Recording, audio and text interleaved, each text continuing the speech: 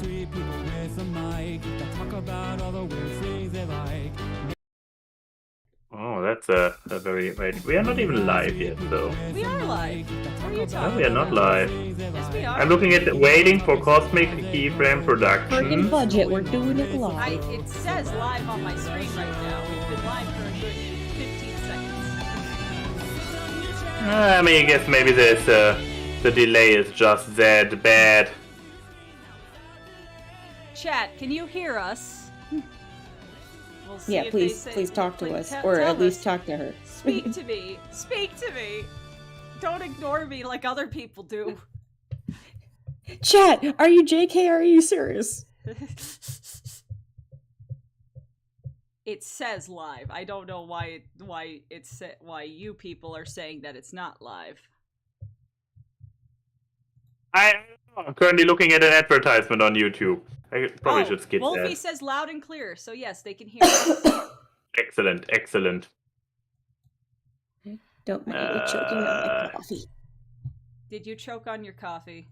Yes, that's what I just said. Don't mind me choking on my coffee. I will mind you choking on your coffee.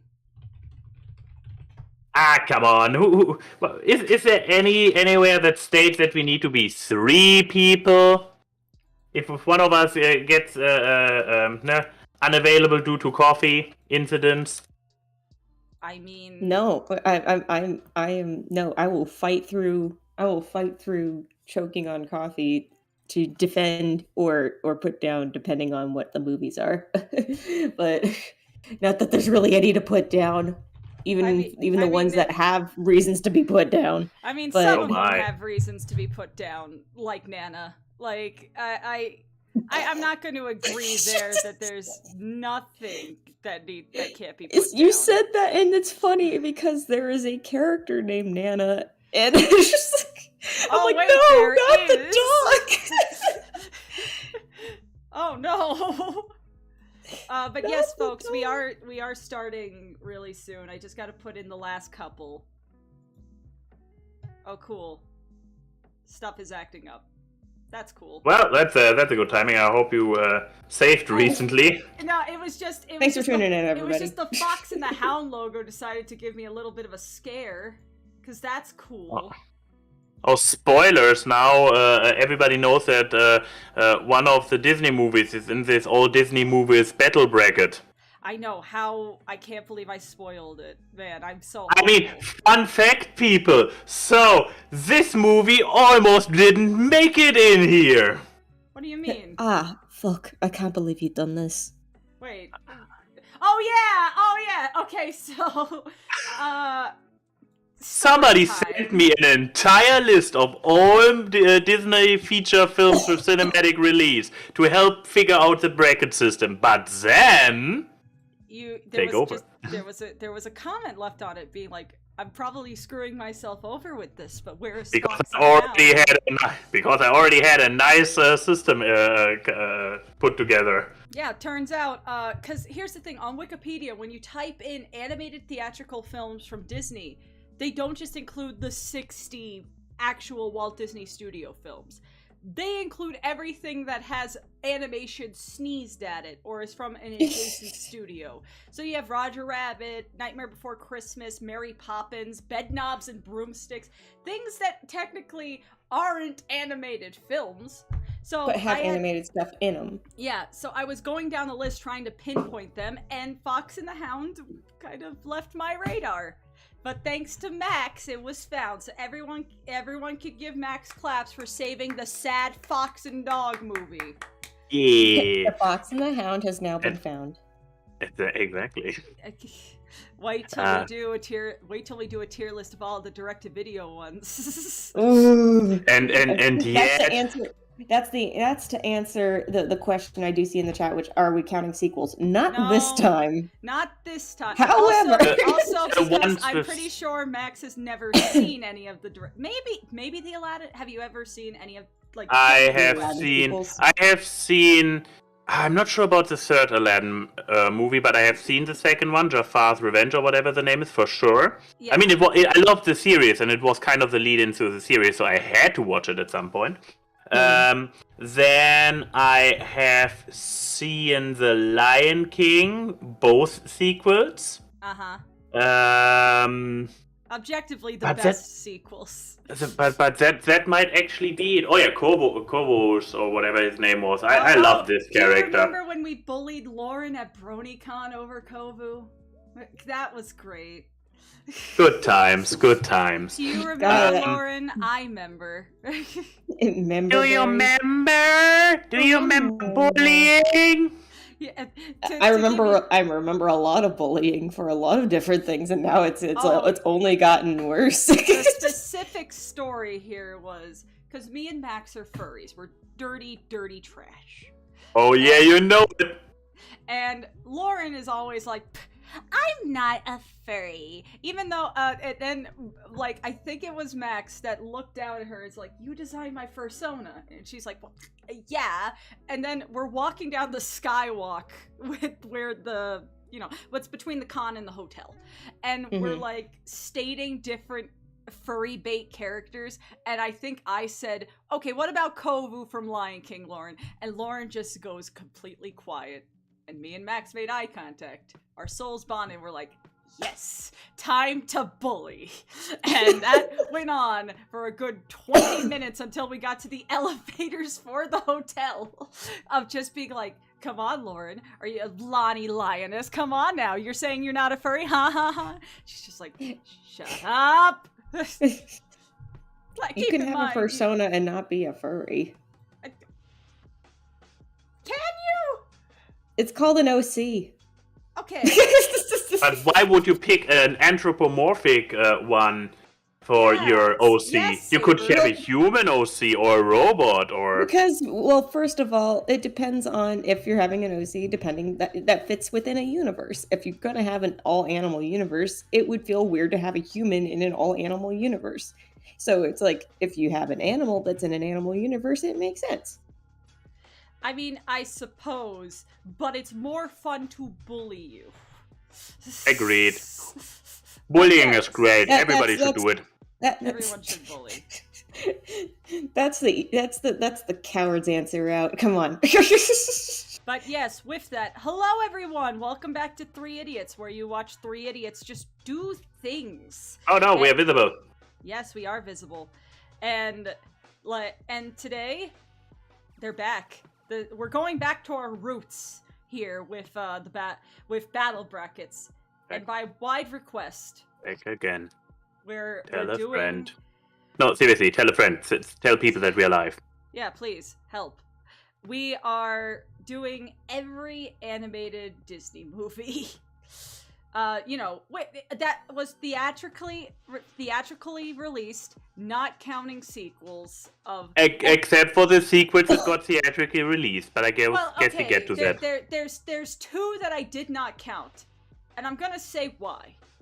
Peter Pan 2 and Jungle Book 2 were supposed to be direct-to-video movies. And they were just like, no, we're just gonna release them. They do not count in my heart of hearts. They were not animated by Walt Disney Feature Animation. They were animated by the same studio that did the direct-to-films. That's also why Planes isn't on this list. Also, I'm not fucking going to talk about Planes. The child people forgot of the Cars franchise. The one is it even Disney or is it Pixar? It's a spin-off. It's technically of a Pixar Disney thing, Studio. It's Disney it Toon Studios that worked on it. It was animated by Disney Toons, but it's based off a Pixar franchise. Even though they never slapped Pixar's name on the Planes franchise, which just was always interesting to me, even though it's very deliberately in the Pixar Cars universe style. Yeah. Oh, there's a big question. So how many movies are there? So, and the big number is 54. And you guys may be thinking, don't you mean 60? I mean, that's Encanto's big thing. Well, technically, yes, but also no. So Max, you came up with the bracket system, so why don't you explain this? As anybody who understands how a battle bracket, the one that you can see in the background behind us, works, it needs to be not a multiple, but what is it, of two. Like, you can, a factor of 2 or something, or potence of 2. I don't know. So you can either have 2 or 4 or 8 or 16 or 32. And or 64, but since we don't have 64 movies, we needed to duke some of those battles out in preliminaries, which is why you see a few empty spots on the left-hand side where the victories of the preliminaries will be placed, to then enter the true battle of the best 32 who made it to the main event. Yes. Plus, I believe there's also something in the middle. What's up with that? Oh, you mean? Hidden behind my big fat head. I believe people haven't even seen it yet. Let me move your anime hair a bit. So, one of our film contestants is going to go against our 2 finalists, and that's our secret contestant. Yeah, there's one movie, A League of Its Own. Yes, it's a movie that, without name, changed the cultural landscape of Disney. So it would be unfair to put it against these plebeian movies. So whoever gets determined by us as the best Disney feature film then goes to go up against this League of Its Own champion. And no, It's not the movie League of Its Own. And also, just to say, if people are asking, with the exception of Fantasia, which is like a culturally significant movie, I did not include all the fucking compilation movies they did in like the 40s and 50s, because we would be here all day, and I'm not sure I've seen every single one. So sorry, like Saludos Amigo. Sorry about. Sorry, sorry about all of the South American tourism movies that they did. Sorry about all the. Sorry, melody time. Sorry about. I have to ask Keyframe. What about the propaganda movies from the 40s? That's also not included. Trust me, when me and Max were making we're starting writing the document for all the movies. We found one that was just an animated documentary about planes during World War II. And the funniest thing was that the narrator was an American doing an accent. The accent it was, God fuck if I know. But yeah. So we have a lot to do. I'm sorry, Duck, but the thing is, Pauly Shore's Pinocchio would have just beaten out everybody here. Said no, we had to demote it. We couldn't put it in here. It's also not Disney, so you know. It's so good. It came into the Disney battles. But yes, on the right side, our battles are Lady and the Tramp versus 101 Dalmatians, Moana versus The Little Mermaid, Peter Pan versus Dumbo, Alice in Wonderland versus Winnie the Pooh, Jungle Book versus Fox and the Hound, Tarzan versus Aladdin, Sword in the Stone versus Big Hero 6, and Raya and the Last Dragon versus Pocahontas. I have a feeling I can tell what the theme behind the individual battles is. What? Dogs, water, flying, other world, animals. Yeah, isekai, exactly. Then a general animal. Sad ending. Tarzan versus Aladdin. What is this? Just like traditional folklore hero? Then just heroism in general, and then mid movies. Honestly, Raya and Pocahontas was mediocrity. Oof. Look, mediocrity and borderline problematic. But yes, so I'm gonna ask my other 2 idiots, my lovely idiots here. Should we start with the matchups that already exist, or should we do the preliminaries for the left side? Preliminaries. We need to know what the 32 best are to then find the very best. All right. Well, we're gonna start with everyone's favorite franchise. Frozen versus Frozen 2. Electric Boogaloo. Oh boy. All right. So, I will start. I'm gonna go with Frozen. Because Frozen 2 is the most movie that I think I've seen in a long time from Disney, in that I think I messaged Lauren or something about it the first time I saw it, where I was just like, I don't know what's happening in this movie. Things are happening, but what is happening? The plot's all over the place. The animation's pretty, but it just feels like they had 3 different movie ideas, and then they put. And also, poor Kristoff just gets the fucking. Okay, so you're talking 2. Deal. Okay, yeah. Yeah, Frozen. Makes sense. Frozen though is a delightful movie. People memeing and marketing aside. Hey, Disney... we got Eddie in the chat down here. Hold up. Hey, Eddie! It's great to see you. We miss you. Come back to Awkward Cast. We'll do it early again so Rick can go to bed. Yeah, Frozen. All the memeing and everything aside, is a delightful little film. Like, I don't think it broke as much ground outside of visuals than what was initially said, but it's just a nice movie. And that's all it has. Also has one of my favorite comedic reliefs, because I do really like Olaf in Frozen 1. So yeah, my vote is going to be for Frozen 1. Max? Well, I guess this will make it a less of a nail-biting battle, but I might go with you. I do not dislike Frozen 2 as much as many, but I see that it's overall why they went for bigger and more epic and whatnot now that the franchise has proven itself. They went overboard. They had really great potential there, but as people pointed out, like at the end you have the moment like, hey, there could be consequences, for imperialism and whatnot. But no, by destroying Arendelle, I mean, we got everybody evacuated. It's not like we would have actually had to have casualties. No, it could have been like some consequences. Nope, we save everything with magic. It's like it felt less cohesive and whatnot. So I would also go with Frozen 1. It was like simpler, but in a good way. I mean, it also didn't have like 5 side characters that were not used at all. Yeah. And that's Alan Tudyk, and I'm fine with Alan Tudyk just being a one-liner character, because I love Alan, and he could be in everything for all I care. Oh, but yeah, Lauren, do you want to go on the barricades, fight for Frozen 2 with so good arguments that you can sway one of us over to your side, or are you going to agree with us? No, I'm gonna be in the same park as you guys and say that the first one is better than the second. I will, however, just to give a little bit to Frozen 2 here, is I like the music honestly better out of the second one. Like I actually like Into the Unknown better than Let It Go, but I guess maybe also Let It Go version is so good. As much as it's something I would still sing along to, Into the Unknown is to me, especially.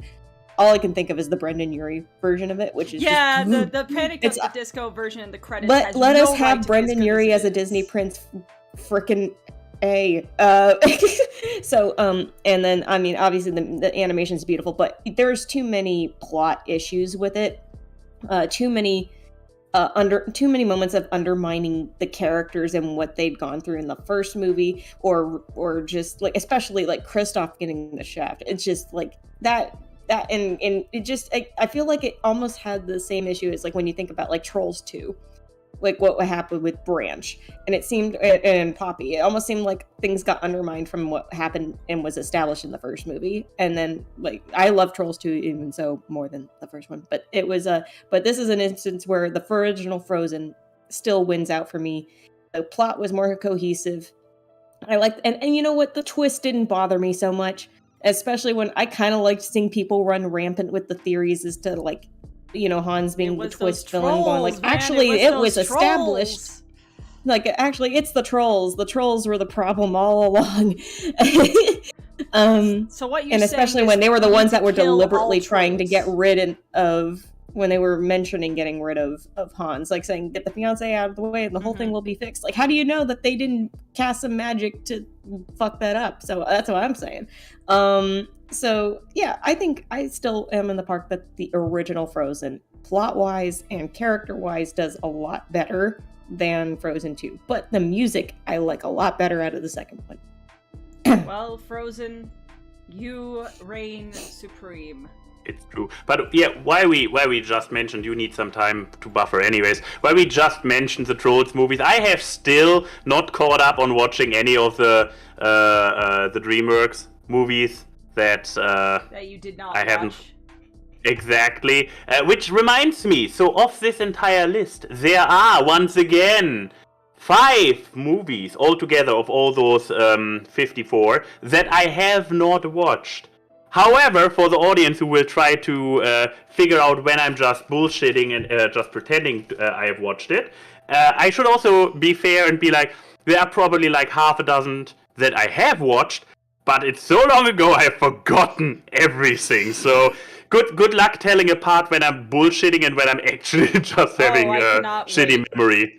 But yeah, 5, if I'm not miscounting, 5 movies out of all those 54 I haven't seen. What about you two? Do you have any gaps in your Disney feature film knowledge, or do you two have perfect attendance? 20 attendance. I have one. Ah, you haven't seen. And I may have seen it, but it's been forever, and I don't remember jack squat about it. So I might as well have never seen it if I can't remember it. I mean, yeah, if we go by that rule, once again, I have like half a dozen where I have basically no memory. What about you, Lauren? You have any gaps? Lauren, are you a complete Disney nerd? Have you seen the entire list? I've seen of on our list. Yes, I have seen everything. Okay. Oh, okay. She's the perfect one. Look at her in the corner, all looking at us judgy, just like yeah. But yeah, audience. But to work to level me out here is some films I have not seen in years. So there is that working against me. Yes. But yeah, audience, you got 6 movies between me and Key to figure out which we haven't seen and are lying our asses off. Exactly. Can you suss us out? But our next preliminary is The Rescuers. Everyone loves The Rescuers. Especially those who like freeze frame bonuses with the first movie. But yes, the original Rescuers versus the Rescuers Down Under. Now, Lauren, you went last, so I say you go first. Which one of these two do you think needs to move on and fight for honor? I think, for me, at the very least, it's zero question that The Rescuers Down Under is the one that should proceed forward. It is not only, I mean, yes, you have the generational divide of like how the animation has improved, and The Rescuers Down Under was, I believe, the first Disney film to be done with using their digital coloring system back when it was a brand new thing. So that was the first feature they ever did with it. You also have frickin' I think it was Glenn Keane. Yes, I think it was Glenn Keane who animated on Marahute the eagle. And you have this, like, there were some of these just gorgeous sequences. I love how they return to the characters from the first film, and then they up the stakes on the danger and stuff that the characters go through. But there's always going to be the loyalist to the original Rescuers, and it is because it lays down the foundation for things. However, I think also just the setting of it being in the Outback already puts it all, like, you're already in a very dangerous area, and you have a lot more to play with that not a lot of films seem to They didn't need explore. a villain. The villain is just the continent. Yeah. I mean, even with a villain, they do have a villain, but but having a dangerous environment on top of that, it ups the stakes more. But yeah, I say Rescuers Down Under. All right, Max, what about you? What about me? So first of all, I have not seen either of them in forever, but I recall vaguely, like, stuff like not getting at all what was going on in the first one with, like, why is everybody reacting to Bianca as they are, and what the thing is with her picking the janitor. I didn't get it. It was just, like, tiny mice doing funny things on the TV. And I was also sadly too young to properly appreciate Down Under. Mm-hmm. I have since gotten a lot of people like Lauren just now did a very big advocate, very pretty much. Yeah, exactly. That's a nice way of putting it. Did great pitches for Down Under. The problem is, ever since learning about those pitches, I have not revisited either of them. So I recall, but this is childhood Maxi. Okay, so Baby Max. Baby Max was not able to appreciate the rescues Down Under, and therefore kind of was leaning towards the rescuers. But and since I haven't rewatched them, then it's now feels weird to be like, yeah, but I would now follow the majority by saying Down Under. But I have been like, okay, with the entire thing. Like, also the actual Australian mouse guy. He's a Chad. So for him alone, I also say Down Under. I have the feeling that those preliminaries might go very fast. I'm going to actually make an argument for Rescuers 1. Uh-huh. Oh, and please, I'm please. going to actually derive that. Lauren may know this argument, even Max.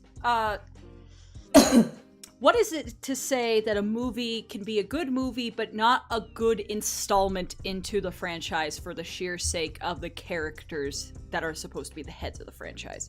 Because Rescuers Down Under is a good movie, but I don't think it's a good Rescuers movie. Yeah, that's a fair argument. I mean, Eddie points it out good in the chat. The Rescuers don't do shit until the finale. And it's a lot more focused on the kid, the eagle, which are cool, and the villain, who kind of feels like a mix between the villain from Atlantis and the villain from Tarzan mixed together, except he doesn't get hung by jungle vines or turn into like magical rock goo. But like, I think the Rescuers had just a more classical plot line because, well, the time it came out. And I think it worked to its favor in what it wanted to be. But The Rescuers Down Under, I just think, while I do love the movie, it looks amazing. Sadly, got thrown with Home Alone, and people kind of forget that this was the movie in between Little Mermaid and Beauty and the Beast. Even though, admittedly, I like Rescuers Down Under more than Beauty and the Beast. There's my hot take. I mean, I need to rewatch Down Under, as I mentioned, but yeah, my last attempt at Beauty and the Beast, we will probably talk about it later. It didn't go well. But yeah, I think The Rescuers accomplished what it wanted to be as a Rescuers movie more, and I think it's kind of like how Cagliostro is a great Miyazaki movie, it's not a great Lupin movie. Now that raises... Sorry? No, that's just my my argument towards Rescuers. Because and also I just remember I had a VHS of Rescuers. I remember it very fondly. Which then now raises the question, like, especially since we have two more of those franchise battles, what do we want to truly judge by? By what is objectively the better movie? This is already a great start to say that. What is overall the better movie or the better representation of the franchise? Because I take it that you are also saying that Down Under is probably, as a movie, better, more impressive, but as an installment in the franchise, a bad representation. I also think that it being more impressive is simply because of the time it came out. Because here's the thing, of all the other franchise ones, with the exception of fucking Fantasia 2000, which has other things that sets it apart from its predecessor, Rescuers and Rescuers Down Under had like, what, a 30 to 40 year difference in the films coming out between each other? Because didn't Rescuers come out in like the 50s? No. When did it came come out? In the 70s. 70? That's still like 20 years. That's still that's still like a whole... It was during the Xerox era of like, where you had that animation saying, style, so... The Rescuers Down Under got to be more impressive because it simply had the technology to do more impressive things. So that's why I'm just trying... This is the only real franchise where I feel like that kind of fight with each other is more just based off which one accomplishes what it needed to be. And preface, I've never read the Rescuer books. I don't know how good it is as an adaptation. But my argument for Rescuers is purely, at least the Rescuers are the main characters. Mm-hmm. Lauren, I'm afraid I have to backstab you here. Oh. I'm feeling swayed by the line of reasoning. And since I was kind of on the fence anyways, with having only very vague childhood memories of both films, and I have more of Rescuers, which probably might just be because I've watched it a few more times than Down Under. I mean, I see the boy with the falcon hung in the net above a pit or something. Not a pit, from a cliff. But I see the swamp, I see the crazy kidnapper lady, I see the little child running out. Isn't there a crocodile or a leguan or something in the first one? Like an evil animal pet companion for the villain? I forget. Is there a character played by John Medusa Candy? had two. Medusa had two alligators, if that's what you're wondering. Oh yeah, and they came on leashes right through the door. And it left a bigger impression. Unless you have one final big one for Down Under, Lauren, I might switch sides. Well, I mean, that is a fair argument to make with, it's kind of like what I've even had arguments about it with, or not so much arguments as it is really discussions, but about, when something could be great as a episode or a movie, but it's not a strong installment of a series. You know, when you say, like, you could change out the other characters here, or you could remove them altogether and it doesn't affect what else is going on, kind of thing. I've had that argument over Lupin, or more recent Lupin episodes, where it was like, I think it was like the Mamoru Oshii episodes, where it was like, or at least one, the Darwin's Bird, where I'm like, you could literally take the Lupin characters out of it and nothing would have changed about the plot. Like, cool idea, just not a good Lupin episode. I guess you could say, I'm like, I'm going to actually, it's hard because, the Rescuers, if you're looking at it as a Rescuers movie, you are correct in that they aren't as present in the second one. So I guess but it is I'm like, not that whether I was gonna argue for Down Under or not, it's like, it doesn't matter. I can already feel like Anne was already going to be like leaning towards the first one. And so everyone, anyway, go watch Down Under. Down Under is a great film. I don't get Watch both of them. Jello hatred of this movie. Because Jello Apocalypse did, like, I reviewed every Disney movie in, like, 10 words or less thing back in the day, and he, like, vehemently doesn't like Down Under, and I don't get why. That's what I'm saying. I think both are valid films, but if you're looking at them for two different things, one is, this is a good Rescuers movie, and then one is just, like, an objectively good movie, just not a Rescuers installment, So I'm like, either argument is valid. So that's I'm like, I can't. I'm fine with either. I'm gonna put it against Aristocats on the big board because mice versus cats are funny to me. I see. Well played. But yes, so our next one is, this one's gonna be hard for me and Lauren. Uh-oh. The animator's dreams of movies, and what some people probably watched in music class as a kid. I know that Fantasia, the first time I saw Fantasia 2000 was in my music class, because, well, they're all arrangements of things. This was like go-to movie day kind of VHS tape, and I saw it in theaters. I don't think I saw this one. I think my first before we get to this one, what was the first Disney movie any of you guys saw in theaters, like, that you have cognitive memory of? I believe Jungle Book, because for some reason they, I could, maybe I misremember. They re-released it like 3 times, so. Exactly, that's the point. That Disney super back in the day, keep in mind I'm ancient. That back in the day, Disney was not just pumping it all out, releasing all their movies on VHS, let alone their own streaming service on demand. And instead of actually letting people have it, they kept re-releasing it into cinema for people to buy more movie tickets for the same movie. What about you, Lauren? In theaters? Ugh.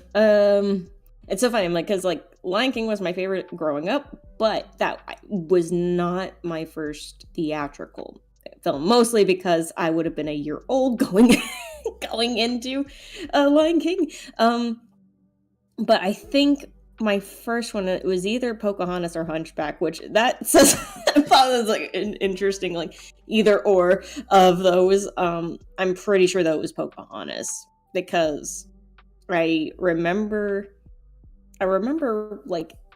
it's my memory goes back to even wearing Pocahontas stuff too, like a Pocahontas film thing. So I think Pocahontas might have been my first one. And also it's when you have something like that where it's meant to be a visual spectacle and be really pretty that movie's and probably beautiful to see on screen.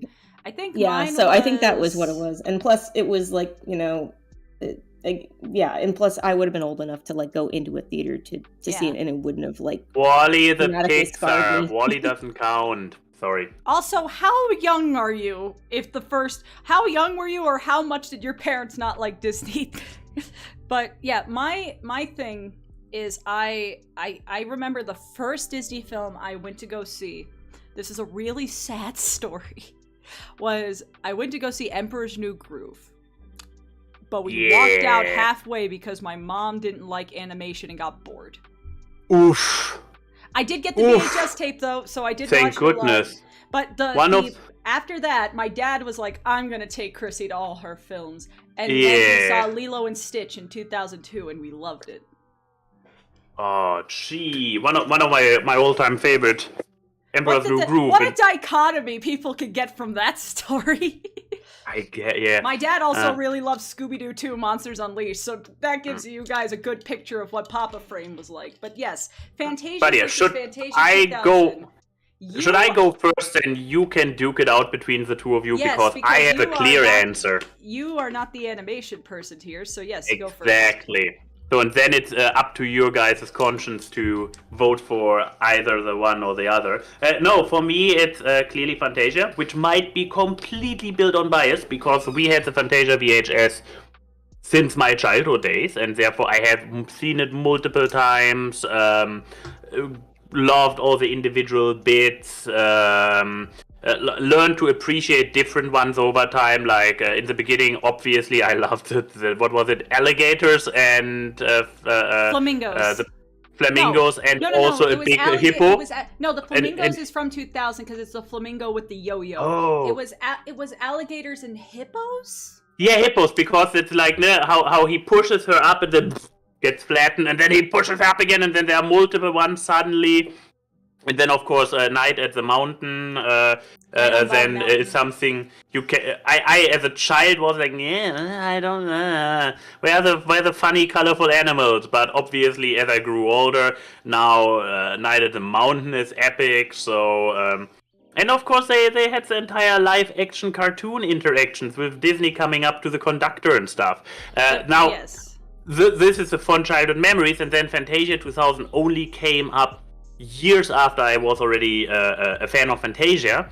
And I don't think I saw it in cinema, but my sister had the VHS, or maybe DVD, I don't know. And I watched it. But, I mean, the only impression that is left is the Donald Duck Noah's Ark one. And apparently now that you mentioned the flamingos with the yo-yos, now I can also remember the flamingos with the yo-yos. And if you would mention additional ones. I'm honestly surprised the Firebird suite at the end didn't leave an impression with you. That's one of the most beautiful things Disney has ever animated. Mm-hmm. Oh, yeah, but that's amazing. I mean, the beautiful animation clicks less with me than something that has more narrative going on. I don't care about spectacular animation. I want hippos. Exactly, you get me. But yeah, therefore, I'm aware that I'm completely biased because I watched Fantasia many times before I even checked out Fantasia 2000. And Eddie and Cinema Snob back on the show together to bully you for just an hour. Fair, but for now, my vote is Fantasia. Now the question is, will you both vote for 2000? Or will you Lauren, give the victory to the first? Do you mind if I go first, my dear? Go ahead. All right. Oh yeah, isn't Sunflower the centaurs, Eddie? I will also say, I'm going to acknowledge this. 2000 does, if you didn't know, 2000 does have a clip that was supposed to be in the original Fantasia, which is the crane, I think. But there is a clip from 2000 that was supposed to be for Fantasia 1 that I guess got cut. But point being, I love both. I mean, I think on any time someone asks me my top 5 animated movies, both are on this list. And they're both inspirations.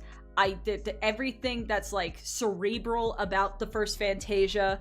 Like, it's just its whole like animation of like just colors and subconscious and music. Put aside like the actual narrative ones, it's a fantastic movie. It's a cornerstone that everyone should watch. With Where that was the one mind, with the? Wasn't there one with a frozen lake? Yeah, I think so. Yes, but And one on. with that in mind, Fantasia 1 could have been trimmed. I think the dinosaur one went on for a little too long. And I feel more attached to 2000. And I'm not saying this just because, oh, I'm a youngin', whatever. Because I saw both of these around the same time, keep in mind. So I didn't have, like, I grew up with this one first bias. Fantasia 2000, for its obvious flaws with some of the celebrity cameos being the conductor things, even though the Penn and Teller one's really good. I like the Penn and Teller one. I think have more shorts that stimulate the little animation goblin in my brain. Like the Rhapsody in Blue segment that's done by Eric Goldberg, one of the best. I mean, if you don't know who Eric Goldberg is, he animated Genie. You could thank him for that. And I think he signed 2 of my books. Yes, that one's fantastic. Firebird Suite is just one of the most beautiful pieces of animation ever made. I think it like competes with some of like the Miyazaki Ghibli animation everyone praises up and down. I don't know how they kept that character consistent the entire time, because there are so many moving parts. I think the achievements they did with CGI, with the Nutcracker Suite and the whales and everything, they still look really good today with how stylized it was. I think there's just more in that I'm just like, to me, Fantasia 2000 felt like an event because there were so many things that shown that we are in the new millennia, this new era of animation. And I mean, like, right before that, you have Pixar becoming a thing and all this stuff. So it's just like this, I don't know, it just felt like this is the cornerstone of a moment of what animation was going to become and is. With just how many different things were used and what was approached and the different styles. Because I love Fantasia, but Fantasia has a very consistent style throughout art direction-wise. Fantasia 2000 let people be a little bit more cray-cray, as the hip kids say. Let you know I'm not a hip kid. But I love both. Both are fantastic achievements. And I really wish they would have continued this thing where they were going to make a new Fantasia every few years. I want them to make a film festival that's just called Fantasia. I think that would be really cool, but I'm just dreaming. But yeah, my vote's for Fantasia 2000. Lauren? No pressure, but you will decide which is objectively the better Fantasia now. And you will tell, and the loser will forever be shunned, Lauren. You said Golden's favorite word, objective. I know, right? It's funny because I'm like, for me, yeah, are there some classic bits of the original Fantasia? Yes. Has it gained like a following over the many years? Because at the time it wasn't as successful, but it gained its appreciation later on? Yes. However, I remember seeing Fantasia 2000 as a kid in theaters. And I remember how much I loved so many of the suites in there, and it was really, again, it's taking the new age of animation where they did 2D and 3D animation, and they beautifully merged it with the compositions they had, and so like Firebird Street is still something that is in my brain to this day, and it's like absolutely stunning. Even the Noah's Ark bit with Donald and Daisy was like really cute. It's one of the sweetest portrayals of their relationship, because usually they're really fighting. Is. Yeah. And then on top of that, I mean, the space whales. Do I even need it? It's just like space whales. And of course, my number one favorite though was the Rhapsody in Blue Suite. That to me, like, I know a lot of people be like, oh, but you know, like you have the Sorcerer's Apprentice. Like, I'm sorry, but the Rhapsody in Blue segment out of 2000 far exceeds that to me. I don't know. It's just, it's so beautifully done, and it's so lively and jazzy, and it has, and it does a great job of a great job of telling all these, of showing little vignettes and focusing on the little vignettes all around these different stories of these people in New York. And of course, it's Eric Goldberg's work. I am never going to be opposed to Eric Goldberg's animation. And yeah, so I mean, just for me, like what hasn't already been said already by Chrissy, it's like Fantasia 2000 wins out for me. So, but again, this is the thing about this particular movie list. Like, all these movies are, with some exceptions, are really damn good. So we still love Fantasia here. So, what the fuck do I put Fantasia against? Oh, you haven't planned this one through? I mean, with the franchises, you could have been like, okay, I mean, we can maybe keep it on the sidelines and then pair it up when whoever is left over. Oh no, I have an idea. You're going, Fantasia was this is a sequel to one of the, most biggest event movies of Disney's golden age. So I'm gonna put it against Pinocchio, another film from its golden age. So, I have reasonings behind my madness. So we have one more preliminary, but this preliminary goes into another preliminary. Yeah, I was about to say, this is a preliminary. So we have Wreck-It Ralph. And I'm just going to state this. So I was trying to find a logo for Wreck-It Ralph, Ralph Breaks the Internet. And none of them were good. Except for one that was for an international release. Except it wasn't called Ralph Breaks the Internet, it was called Wi-Fi Ralph. And I love this name. Wifey Ralph? For this name alone, I give it to the sequel. My vote. But no, not really. But yes, I have this one's very quick for me. I'm going with the first one. Ralph Breaks the Internet is a movie that I like less every time I watch it. Like, there's just more and more about it. I'm just like, I don't really like Ralph is kind of toxic in this movie, and it doesn't feel like it works. And I don't know. Wreck-It Ralph 2 just felt kind of soulless to me the more I watched it. And I watched it in theaters. I had a fun time when I watched it in theaters. But then when you start to think critically about it for like 2 minutes, it just kind of went, Whiffy Ralph, I don't know, man. Especially like with the missed opportunities of the idea of like internet gaming and Steam and everything that we have now in the gaming sphere that is PC and internet based. But you do just eBay and YouTube. It just feels like you didn't want to research games that were past the cabinet genre, which kind of doesn't make sense. Sonic doesn't have video game cabinets. Just to say, they've kind of implied that like anything that's connected to the power cord goes into the world of, Wreck-It Ralph. So they could have had a modem or a Genesis or something connected, and they would have just gone in. So there was the implication that console games just exist. Yeah. So I don't know why. I don't know. Wreck-It Ralph 2 just feels empty to me. It's an empty movie. And that makes me sad, because I love Wreck-It Ralph 1. But there is so much going on in Wi-Fi Ralph.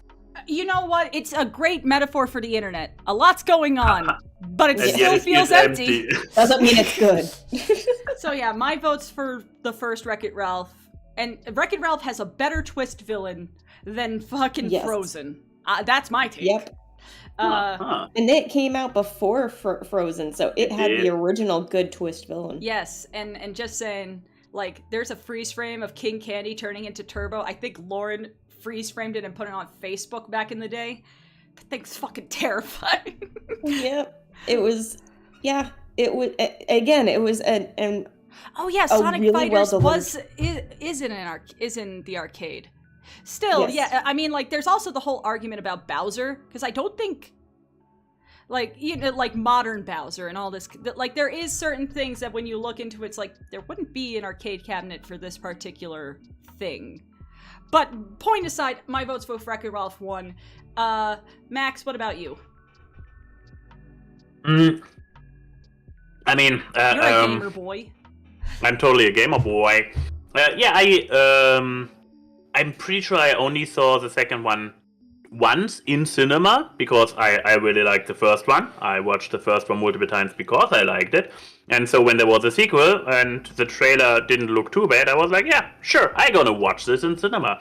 And I also, similar to Yuki, I remember having a good time with it, but it also left less of an impression. I recall liking, once again, it's kind of like with Frozen. The first one was a little bit simpler in its approach.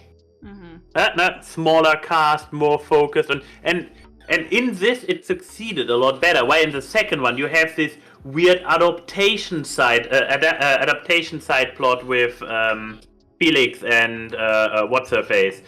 You have Calhoun. Yeah, Calhoun. Yeah. You have, I mean, of course, all the princesses. I mean, funny enough, the princess scene I found entertaining enough. The princess scene was great. Originally, they didn't think they would be able to make that, to put that in the movie. They were like, we got away with that? Because they're very protective over their little princesses. But, like... But there, on the other hand, you have this, like, what was the entire thing? So... in order to buy the missing piece, he then needs to make money on the internet. He makes the money by just spoofing a fuck ton of very bad meme videos. Yeah, like, and this happened so fast. It was YouTube before the new way that they have monetization with, like, watch time. It was just click-through rate before the reply girls ruined it. So these people have, like, a 2007 understanding of YouTube. But in general, like, the entire thing of, like, okay, we need this overnight, so overnight I become such an internet sensation just by my face appearing in videos that I make enough money to then in the real world, outside of the internet, buy this item and get it shipped to the arcade. Like, it's like, this entire plot point was like, Also, while in the first one, you have... are they inside of the arcade machines here? Like, I know this is any Pixar thing of how real are they that, like, are these videos counted as anime? Because everyone was acting like, wait, is this someone who just looks like Wreck-It Ralph? Like, again, when you think critically about this about Wi-Fi Ralph for 2 minutes. And we know how pixelated Ralph actually appears on screen, because we see the gameplay, quote unquote. So yeah, the second one just is more of a mess. As you guys said, it has a lot going on, but not really a lot staying power. So even I don't mind too many of the biggest criticisms that it got about the toxicity, her behavior, and whatnot. And at the end of the day, I'm like, it didn't really have the staying power. I went gladly back and watched the first one multiple times. I just feel that because the message is really good, it's just like getting about like being able to let go of friends if you just grow apart. That just handling like people being long distance and stuff. Like, it's a good message in that, like, just because you're far away from me, Amphibia handled that better. It's just like it's just the thing of like getting to that message is like a good message does not a good movie make. But Lauren, what is your opinion? It's not even a contest. Wreck-It Ralph 1 is, I mean, that was one of those instances where I'm like, of a recent Disney film where I think it's by far one of my favorite recent Disney films, and I know it's 10 years old this year. I That's remember kind of you got insane to me. angry when it didn't win the Oscar. Oh yeah, I wasn't the only one. You I know, didn't but even see how many just- people were as viscerally angry at LMU. As I move Wreck-It Ralph onto the big list, let me just say, as someone who's known Lauren for many of years, we used to be on Facebook, as everyone at some point was, but like when Brave won the Oscar for Best Animated Film, beating out Pirates: A Band of Misfits, Wreck-It Ralph, Frankenweenie, Paranorman, like all these things, he just she was mad. Didn't you do a presentation like debating about it too? I literally did a class assignment for public speaking on why Wreck-It Ralph should have won over Brave. Not even lying, by the way. Against the Robinsons. I think like both have some kind of thing with technology and like. That's fair. Yeah, okay. I'm sorry, Whiffy. It was either that or putting it against Hercules. I didn't feel. You have plans for the other ones. It's like, but the only comparisons with Hercules is both characters strong. Okay, because I could have also seen it, but I'm not sure what your plans for the other preliminaries are. Oh wait, I'm stupid. Because Wreck-It Ralph is actually going to go into another preliminary. All right, we actually did talk about it. So we're out of the 2 movie verses. So now, we have the other preliminary to get one of these films. Yeah. So we have the original ideas. So we have Goofy Movie, Bolt, Brother Bear, Dinosaur, Emperor's New Groove, Wreck-It Ralph, Home on the Range, and Lilo and Stitch. No! So, it's happening too soon. No, I can't handle that. Key, don't do that. I have to decide between 2 of my favorites, and you guys will probably vote for another one altogether. Do you want us to go? Do you want us to save this and we can go to Damsels? Yeah. Let's do the damsels first, so I can mentally prepare for losing one of my babies, if not both. Over here. Yes. So now we're at the 3 ones. So we have the damsels, the original princesses. Only one of these can move forward. But only 2 of them are actual princesses. That is true. It's funny. So Cinderella automatically wins because the other 2 fall asleep. I mean, true. But here, so it is Sleeping Beauty versus Cinderella versus Snow White as films, but their categorization is the fact that they are the 3 original princesses. And I had a different characterization when I put this together. I had an argument with Max over the damsels thing, because I do not believe Cinderella is a damsel. When you rewatch the movie, Cinderella goes through so much shit. She's actually a really strong character. As someone who's been through a lot of what Cinderella has gone through, but, original princesses. We're gonna go with that. But damsel Cinderella, night and day, it's Cinderella. Sleeping Beauty's gonna lose automatically for me, simply because, well, you know what? No, I went first last time. That's not fair. Max, you came up with this category. Oh boy, and now I actually have to choose one of the 3. I mean, you were just about to go down on Sleeping Beauty, but I mean, it has Maleficent. Don't word it like that. Which she's a excuse me.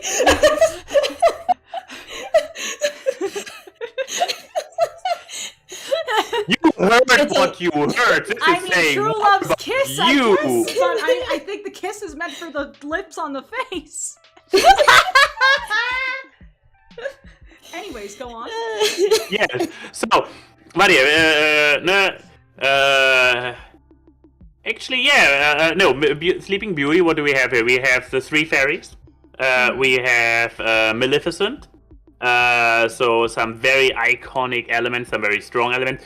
I mean, yeah, okay, you made a case for Cinderella, but otherwise the female titular lead in the other 2 is relatively passive. I mean, Sleeping Beauty's only in like 30 minutes of her movie. Well, doesn't she fall asleep relatively late, and then everything is like very quickly evolving, like with the thorns and whatnot? Or am I mixing them up? No, Sleeping Beauty. Yeah, Sleeping Beauty is the one with Maleficent, right? Yes, And Snow White is the one with the witch who then... collection of side characters. Oh, I just remember, like, with Snow White, I know it was an absolute milestone and everything, but the queen then as an old hag, like, rolling this boulder up a hill, and then the dwarves coming. What were they riding? Were they riding goats or something to go after her? They were riding deer, actually. Or deer, okay, but I knew, like, I have this mental image of them hopping, and Grumpy being suddenly more determined, and Grumpy for a good reason, and I don't know. I mean, this is no, my millennial self speaking, not being able to appreciate it. So Snow White, I would. Do we just name one candidate and then hope that we are not all picking a different one? Well, let's just hope. Which one are you picking? Okay, because Beauty? Yeah, because I'm currently making some kind of a exclusion round where I would be like, nah, Snow White. All iconicness and whatnot aside, it had been, by modern standard, it's a slow one. It's like, nah. I would not make this one, so for me it's between Sleeping Beauty and Cinderella. And, I might go for Sleeping Beauty, actually. All right. Even though you were just about to bash it, but Sleeping Beauty, for me, has I'm stronger... going to bash it on one, like, imperative thing, even though Sleeping Beauty does have, like, two things that I really like. Like, that's the thing. I'm violently conflicted with Sleeping Beauty, but you bring up good points. But what about you, Lauren? Yeah, it's... Lauren is going with Snow White, and you're going with Cinderella. I already see it coming. No, I'm going... You know, when I have to look at this from the perspective of the main characters that we get attached to. Sleeping Beauty, I never had an attachment to Aurora. I'm sorry. Just like, she's not in it as anywhere near as much. You don't get as much of an attachment to her. You get more of attachment for the prince than than the princess, honestly, because you see more moments of him, especially when she's asleep. You're focusing on him after that, right? So, then Snow White, she's this young girl, and you just kind of like feel really, like you feel awful for the stuff she has to go through, but also the fact is, she kind of also sees a prince once and wants to marry him, which I guess that's pretty standard fairy tale fare, but she's also like, I'm like, dude, stranger danger, this is what the story is. She also shouldn't have accepted an apple from a stranger. Cinderella, I see as the most proactive of the three princesses here. And especially with her situation and what she has to go through and what she has to like work around in order to like, you know, like all she wanted to do was literally go to a party, and her, you know, stepmother and stepsisters would just trashed her for it. And I will actually, and if I can go back to animation history here, that Walt Disney's most favorite piece of animation was Cinderella, her dress transformation, and I will stand by that it is an incredibly validating moment when she gets to have that dress, even if it's not the one that the mice made. It's that moment where she's like, it's more about the fact, it's not so much the dress as it's symbolizing that she's already on her way to having the night that she deserves and having that moment. And so it's like, I'm going to go with Cinderella, and I feel like it's especially by the end, her happily ever after is like something that's really earned, and she's been the most proactive. Exactly. And and again, it's like she had to be proactive. She had to be smart about what she was doing, because she had to play within certain boundaries, but also like, you know, she's trying to find loopholes. And so she was stuck in a situation that's difficult, especially because it involves family. I know technically Snow White does also involve family, but but especially with Cinderella, where it's just being caught in a rock and a hard place with that kind of situation. So her happily ever after, I'm so satisfied with that. But anyway, may I ask, are you judging primarily the character or the movie? Well, if I can say that I'm doing a little bit of both. I like Cinderella's story the best out of them, and then on top of that, I also like how the characters were in Cinderella in terms of like, yeah, you got the mice as a focus too, but I also kind of like you get a little characterization of like the king, and then you got even in little moments you get the prince. And honestly, this is where I'm glad we got the third Cinderella twist in time, because we got some really great moments with the prince. Just like, I forbid you to take another step down these stairs. Okay. Flings himself out the window, which is so funny to me. But yeah, and then on top of that, it's a classic story when you have Cinderella in trying to find, literally, it isn't even so much as the prince is her goal, it's her just wanting to live a free life. And so when you have this carried out, and also the artistry of Cinderella, I mean, Sleeping Beauty is gorgeous too. Like Ivan Durrell's like gorgeous backgrounds and everything. But when you have Cinderella, and it's just like, I don't know, it feels so classic. And but at the same time, it doesn't feel like, you have a proactive princess who is also just in the middle of a very classic story. Yeah. See, I'm stuck between Sleeping Beauty and Cinderella, because here's the thing. I don't like Aurora. Yeah, me too. There you go. Like, I don't like Aurora. It's simply because there's not enough of her for me to judge. She's there for like 28 minutes and then she goes to bed. If I wanted to see someone do that, I go home. But like, the thing is, the movie's gorgeous. Like, it looks like if you made a tapestry into a movie. It is a very beautiful film. And the side characters are great. I love the fairies. Maleficent's a boss. I love the two kings. Like, there's a lot of hilarious side characters in here, which makes me just feel like, man, why couldn't the movie be about them? For 16 years, they've been looking for a baby. Yeah. And I like the music in Sleeping Beauty, too. I had, Once Upon a Dream on my iTunes for a long time, because I just thought that was a really pretty song. And it's a very nice movie when you take out the main character. And luckily the movie does. Hey! But Cinderella, I think, is a movie I enjoy more as I grow up, because I wasn't really into it when I was a kid. But as I grow up, I like Cindy a lot more. I think she's a lot stronger than people give her credit for, with putting up with the nonsense and doing her best to get to the castle. Like, she has a great character. Lady Germaine is a fucking terrifying villain. She is, she's terrifying because she's real, Her glare that she has, that like everything darkens except her eyes. Ooh. The stepsisters are funny because, God, are they pathetic. I love the mice. I love Anastasia, though, and that she actually gets development stuff later, too. Later on. But, like, I do, and I love the music in Cinderella, too. Like, her little song that she sings when the bubbles pop up, which is a beautiful scene. So This Is Love, all this kind of stuff. Like, it's just great. And also, the scale of so many of the set pieces in Cinderella. That movie felt big. Which is, like, I love the artistry there. It's really close, though. Do I like a thing that has a lot of side things that I like? Or the one that has a better main character?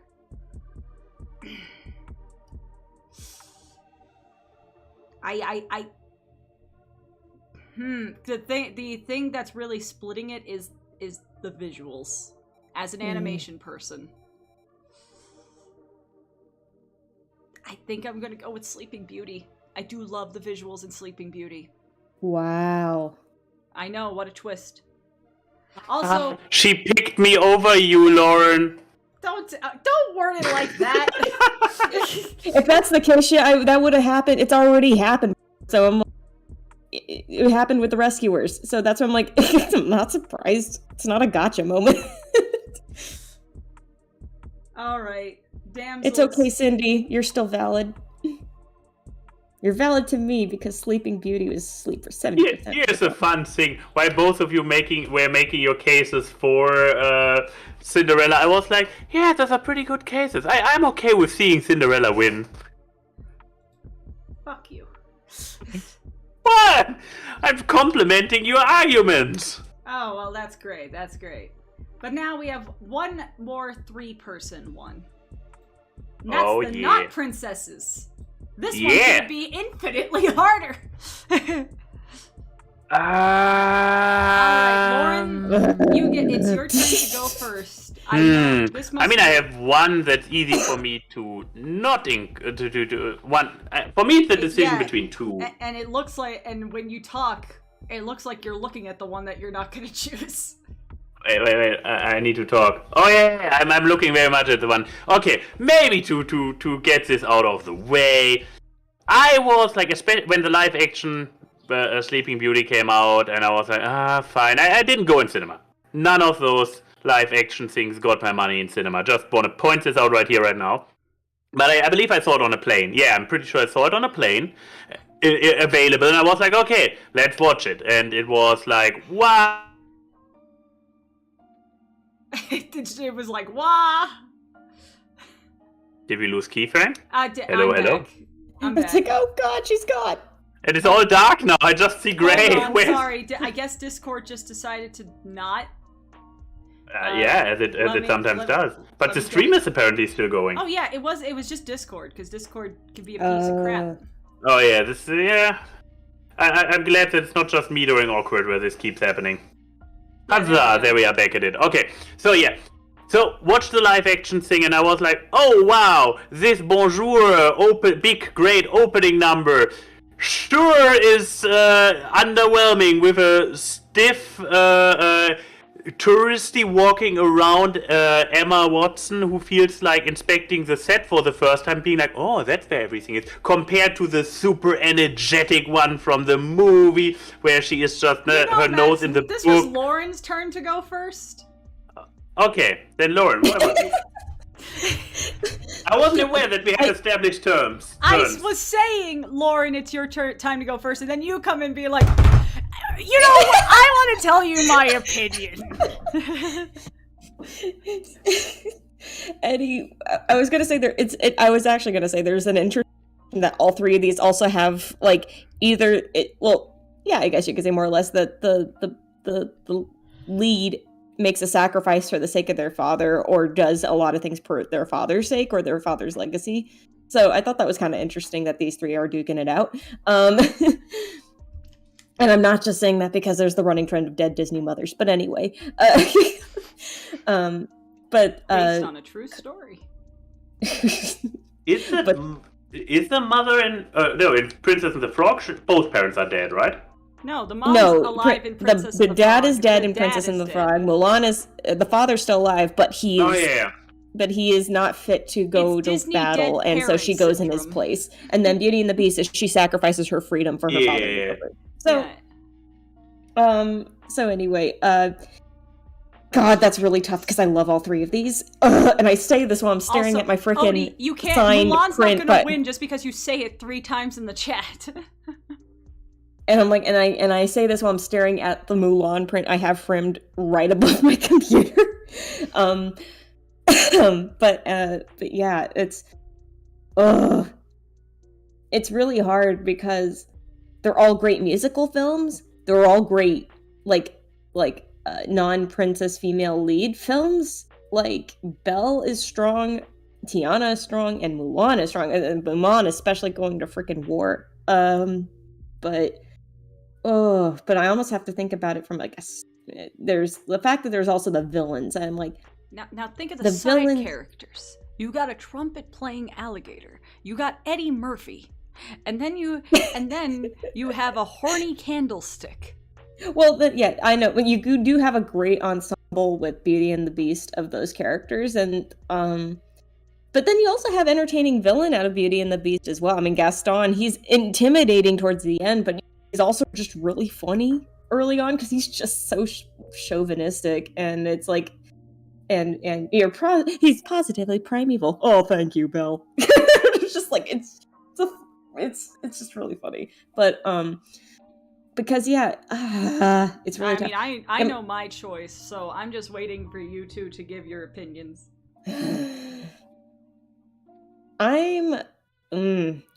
See, the thing is, as much as I love Princess and the Frog, and Tiana is like one of my absolute Disney princesses, I do love Dr. Facilier as a villain.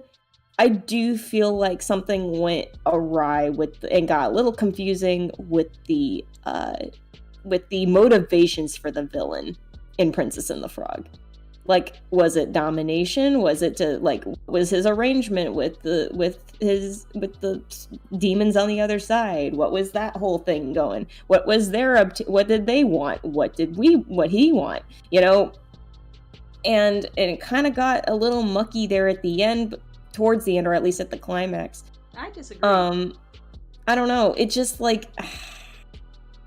And then Shan Yu, as he's an intimidating villain, he really is nothing more than, like, he is just like a war villain, you know. He's like, he goes out and he has his men kill without a thought.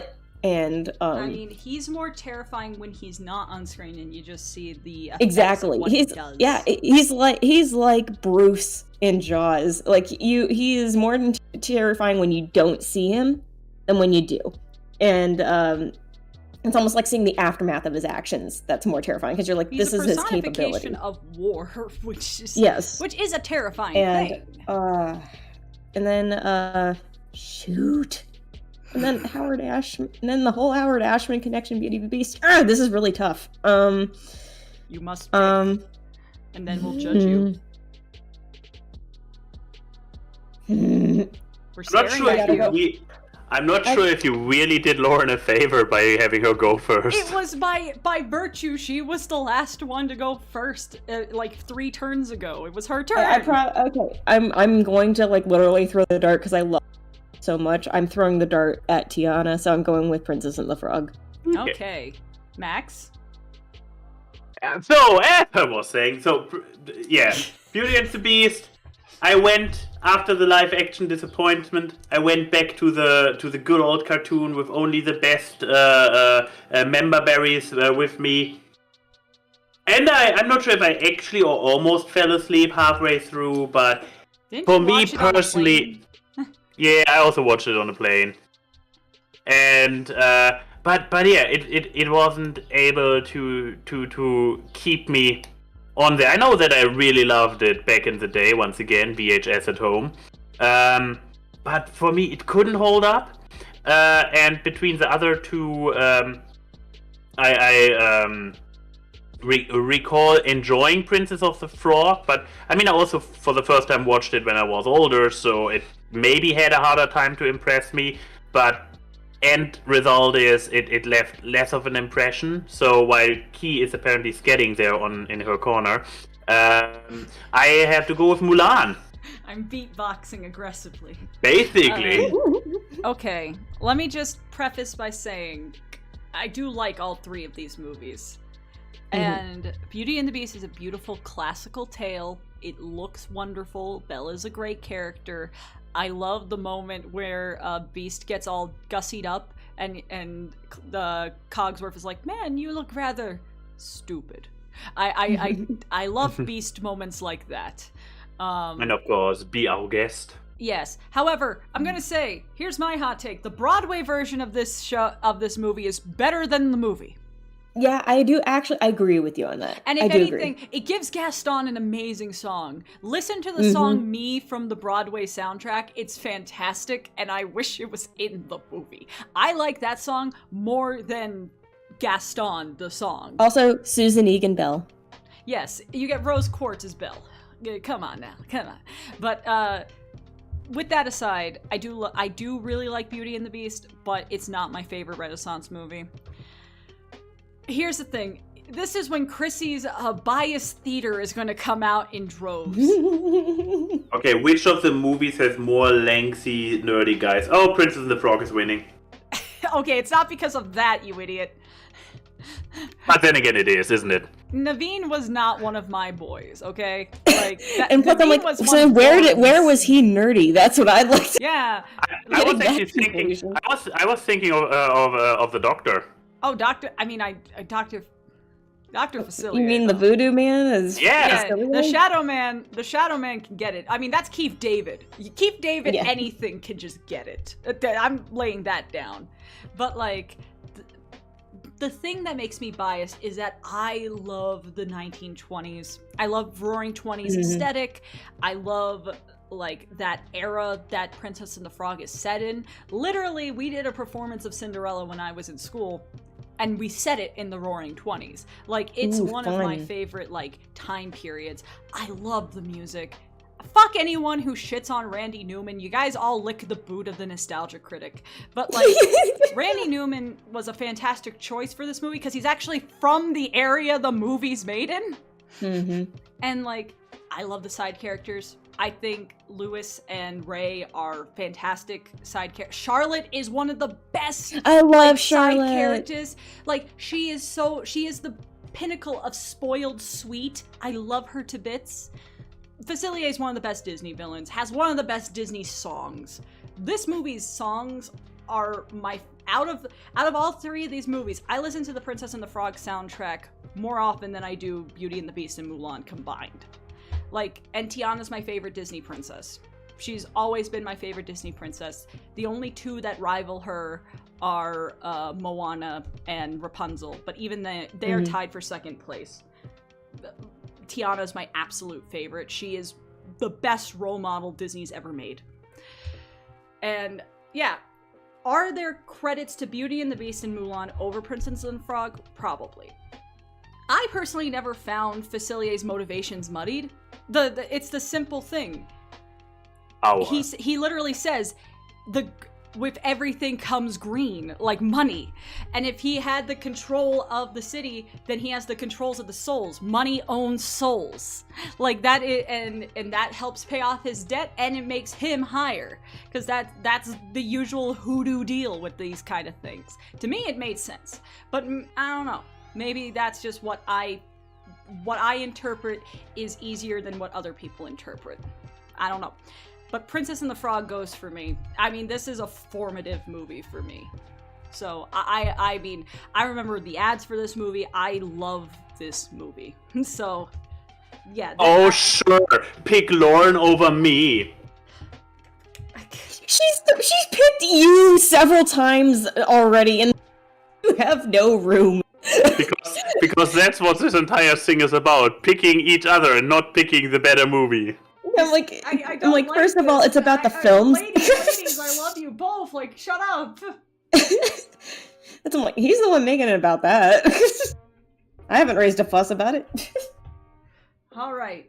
So now, I'm just here to spread chaos and make people miserable. We have 3 more preliminaries.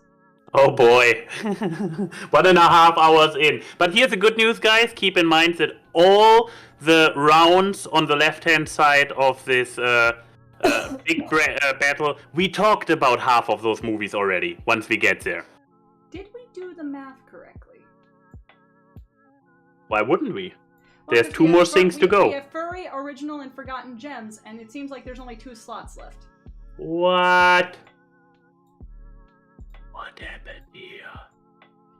It's Oh no! Oh no! What's happening? Well, we is have something to make maybe it fight the surprise challenger? Oh no! Oh wait, no, I'm stupid. Wreck-It Ralph is in Original Ideas. I forgot to take it out of here. Okay, false alarm, everyone. Chrissy's just dumb. Can you put some Chrissy's are dumb in the chat, please? Okay, thank you. I almost made Max question his smarts, and that the was one good, event. the one thing I'm good at. Oh. How dare you? It's the furry bait. It's the furry bait round. We got Robin Hood versus Great Mouse Detective, Lion King versus Zootopia, and then they duke it out in the end. Oh no! Oh, Sean, I'm so sorry Beauty and the Beast not winning made it a 0 out of 10 stream for you. You could put your complaints at an_y@twitter.com. Yeah, and if it's, and I don't know how long you've been sitting here for it, Sean, but you should have heard me, like, literally just, like, flip-flopping between all 3 of them, of those choices of Beauty and the Beast, Mulan, and Princess and the Frog, because I'm like, I love them all, how dare you? Yeah, but okay, here are our furry movies. And Brett's walking away from the stream apparently because I think he's going to get mad if Lion King doesn't win. But yes, so let's start with, should we start with the more modern ones or the classic ones? Right or left? Let's start on the left, I guess. Yeah, To let's keep put the brutal part for later. All Even right, though the Robin left Hood side might be versus brutal as Great well. Mouse Detective. Most people's furry awakenings versus my furry awakening. Because I love Basil. Basil's great. So, but with that aside, I'm still gonna pick Great Mouse Detective. Because I think it's just a great movie. A lot of great action. I love the villain. How can you beat Vincent Price? I think he's a better villain than Crybaby thumb-sucking king up there. Mommy. I mean, Robin Hood is also, like, the pinnacle of recycling. It's a recycling plant of a movie. Literally, the second villain is just Ka. Like... Yeah. But, I think... Serious. Basil is just a smart character. It's a great Sherlock Holmes story. Like, the clock tower scene is iconic. And fucking Ratigan's terrifying. He throws people to get eaten by cats with no fucking, like, care in the world. The ring of a bell has never been more terrifying than Great Mouse Detective. Yes. I mean, and also, like, Let Me Be Good to You is a great fucking song. I love that song so much. That's the other furry bait. The other furry bait. Like, you have the furry bait for the ladies and the gentlemen, whichever side they go with. For the people who like ladies, Lady Mouse. For the people who like guys, Basil. And I'm sure for some people, Dawson. I'm sure there's like a section of the world who really wants a piece of that grandpa mouse. Like, I'm sure. But that aside, I think Great Mouse Detective is just the more poignant movie in that I just remember more of it than Robin Hood. And I do like Robin Hood. I mean, Robin Hood's also a guy who can get it. Robin Hood as a character is great, but Great Mouse Detective just has more to it. More meat. What about you, fellow furry? That's me. Yeah, that is you. Well, excellent. You picked the right one, because this way we keep it interesting. Because my vote goes to Robin Hood. It might be once again an exposure bias. As in, I have seen The Great Mouse Detective once or twice, but ages ago, and maybe I can also see how it probably, when Baby Max watched it, it went too much over my head. While Robin Hood... a lot about Baby Max this episode. I know! We are learning so much about Baby Max. While Robin Hood was something that I potentially also had more exposure to. I once again see a VHS standing at home, and I'm not sure, did we really not have one of The Great Mouse Detective? Could be.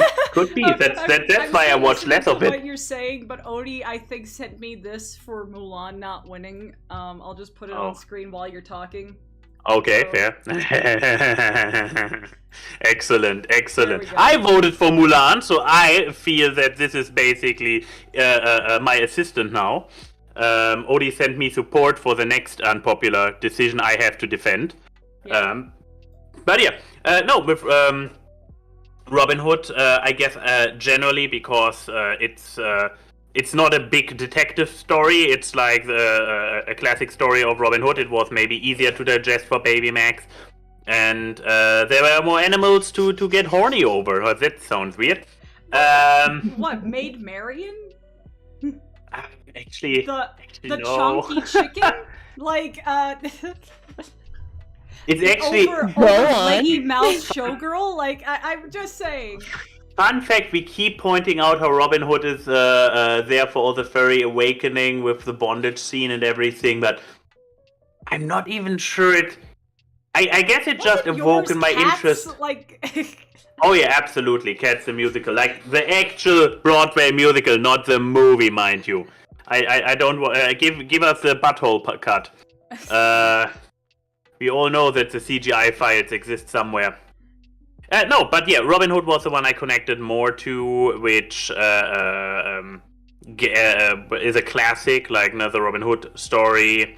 It even to the point where Robin Hood was for me a fox until Kevin Costner came along and was like, no, he can technically also be a human, you know. I mean, my human Robin Hood is Carrie Elways with Men in Tights. Yes. Oh my. Yes. Yeah, men. We're men in tights. But yeah, so it's mostly built on bias, but I go with Robin Hood. All right, Lauren, you have to choose me or Max now. This Exactly. is obviously a personal attack based... otherwise. Yeah, the movies are just there for window dressing. It's actually only about who you like more. We're staring. No pressure. I'm saying because I enjoy both, but Great Mouse Detective is just in general the overall, like, for me it's a far more fun film to watch because of the whole, I mean, again, I love detectives, I love mystery, I love all that stuff, and then plus the scale, and plus you're playing with this as this is a human world, but it has, you know, anthropomorphic mice in it, so they can play with the scale of the world. So everything is huge. The clock tower even bigger than you could ever imagine, because Big Ben in that final scene is, I mean, yeah, it's a classic, iconic, climactic scene. And Vincent Price, of course, being the villain, that's just, I mean, you can't go wrong with that. And just how eccentric and just deliciously over the top his character can be. Yeah, but I mean, like, there's so much fun action. There's actually some danger to the story that feels like a heavier duty threat. That, you know, that it's up to Basil to kind of like important take question, all that Miss down. Lauren. Yeah. Which one is hotter, Basil or Robin Hood? This is important. It's true. That is a real question here, no? I'm like, I never had a thing for either of the leads, but I'm like, I like the smarts on Basil, so if you're going to like, he's not my type, but I like the brain, so. Abbey Roadie furry confirmed. For God's sake. 2022, Lauren confirmed simping for Basil. Basil. It's not Spice. Both of them. But I'm like, I truly was not like, I did not have. I know you're more of a your type is more Radigan flavored. I know. But yes, Kirby, my friend. Do you think you could take Robin Hood out to pasture? Oh no! But honestly, I assume if I would rewatch both of them back to back nowadays, I might go with Basil as well. So. Ed, oh my God, Ed. What did Eddie do? More like babes. More like babes. Yeah, baby. We need to make Eddie like a fourth idiot for an episode. Just you're. I just kind of like how by Basil is just kind of like, he's very true to the Sherlock aspects of like, he's kind of a pain in the ass because he's so particular, and so but he's also just generally insane, and there's like a to his insanity kind of thing. Yes, we'll set it off now. That was one of the scenes that just made me fall in love with him all over again. But yes, so now to the more modern ones. Opinions will be shared. So, Lion King versus Zootopia. Now, I have opinions. Lauren probably has opinions. Max, you are the senior furry here. It's true. Which one? I mean, you have Lion King, one of the biggest films in the world, and then Zootopia, which has thick bunny. Which isn't even called that in Germany. Yeah, isn't it? It's Zootropolis. Yeah, it's horrible. Right thing, because I believe Zootopia is the name of a Spanish company, and therefore it's copyrighted in Moana into Vaiana for whatever reason. For similar reasons, that there's already a copyrighted institution or whatever in Europe. So on the American market, it wasn't an issue. But yeah, nevertheless, oh boy, here's the thing. Lion King was at its time for a long time my favorite Disney movie. I was basically be able to sing the entire soundtrack, mind you, in German, up and down. I love this movie. This was, ooh. But I guess Zootopia might have replaced it by now. I mean, Zootopia hit on a completely different level. Like, it had basically the benefits that Lauren just mentioned about the mouse detective with... I mean, there are no humans in this world, but they still play with the size of the animals. Zootopia is very well put together. Pardon? The world of Zootopia is very well put together. Yes. And, as much as I love Lion King and it was an epic piece, and I guess nowadays I would pick Zootopia over it, but only because I have to pick one of them. This one's your difficult one. Yeah, it is, but yeah, it is. I go with Zootopia, even though damn, I love Lion King. It's Lion King's great. I mean, I'll just say mine, because Lauren may have to sway one of us, because I love both. Lion King's great. However, I am a trash person. I like to watch Lion King 1.5 more than I like to watch the original Lion King. I'm a bad person. Yeah, you are. I know. Yeah. Lion King 1.5 is great. Fuck you. But Zootopia was just... I saw it in theaters. It's a fantastic... We all... you, me, and Brett did. Yeah, we did! Yeah, we did it for my birthday! I think it was like the first birthday I had in California. Yeah. So buy us already for special bonding time. But like, I love the world it establishes. The story is not a perfect fable. I will say that. I know people are going to acknowledge that. But I think what wins it is I really am more engaged with the characters in Zootopia of Nick and Judy more than I am Simba and Nala. And I mean, Scar and Merryweather are not, like, I like the idea of Zootopia's villain. Her twist at the end was just kind of like, but I love Scar until Scar just... let's be real here, Scar kind of becomes worse near the end, because he doesn't really do anything. Like, I'm not talking about his fight with Simba, I mean, like, he got the Pride Lands. And now he's just like, oh well. Well, now what? Sing the coconut song to me. But, like, I think Zootopia just captures me more. It appeals to more of my taste. Also, I love Nick Wilde. That was gonna go without saying, honey. How dare you? Nick Wilde is great. He's a good... I mean, I'm gonna have Nick Wilde against Basil at this point. I like Zootopia for the plot. Yeah... Shut up. I like foxes. But no, I like foxes and mice. That's what we're learning today. But yes. So I think I'm gonna go with Zootopia. Lauren, are you gonna try to preach for Lion King? Yes, and here's where I go. Again, it can, all these movies are like case by case basis of like what works to their favor and everything. You have a more classic story, again, pretty much it's adapted from Hamlet for Lion King. And then you also have Zootopia, which is a more modern fable. But there are things, as much as I love Zootopia, I love the animation in it, and I do love like Nick and Judy. I love their bond together. I think it's because it fumbled the ball on the twist villain so bad for me. And it's because I'm like, oh, come on, really? I like sat there going, really? Like, that's where I'm like, again, I don't think we're going to get a better twist villain than what we got with Wreck-It Ralph. I think that's just what it was.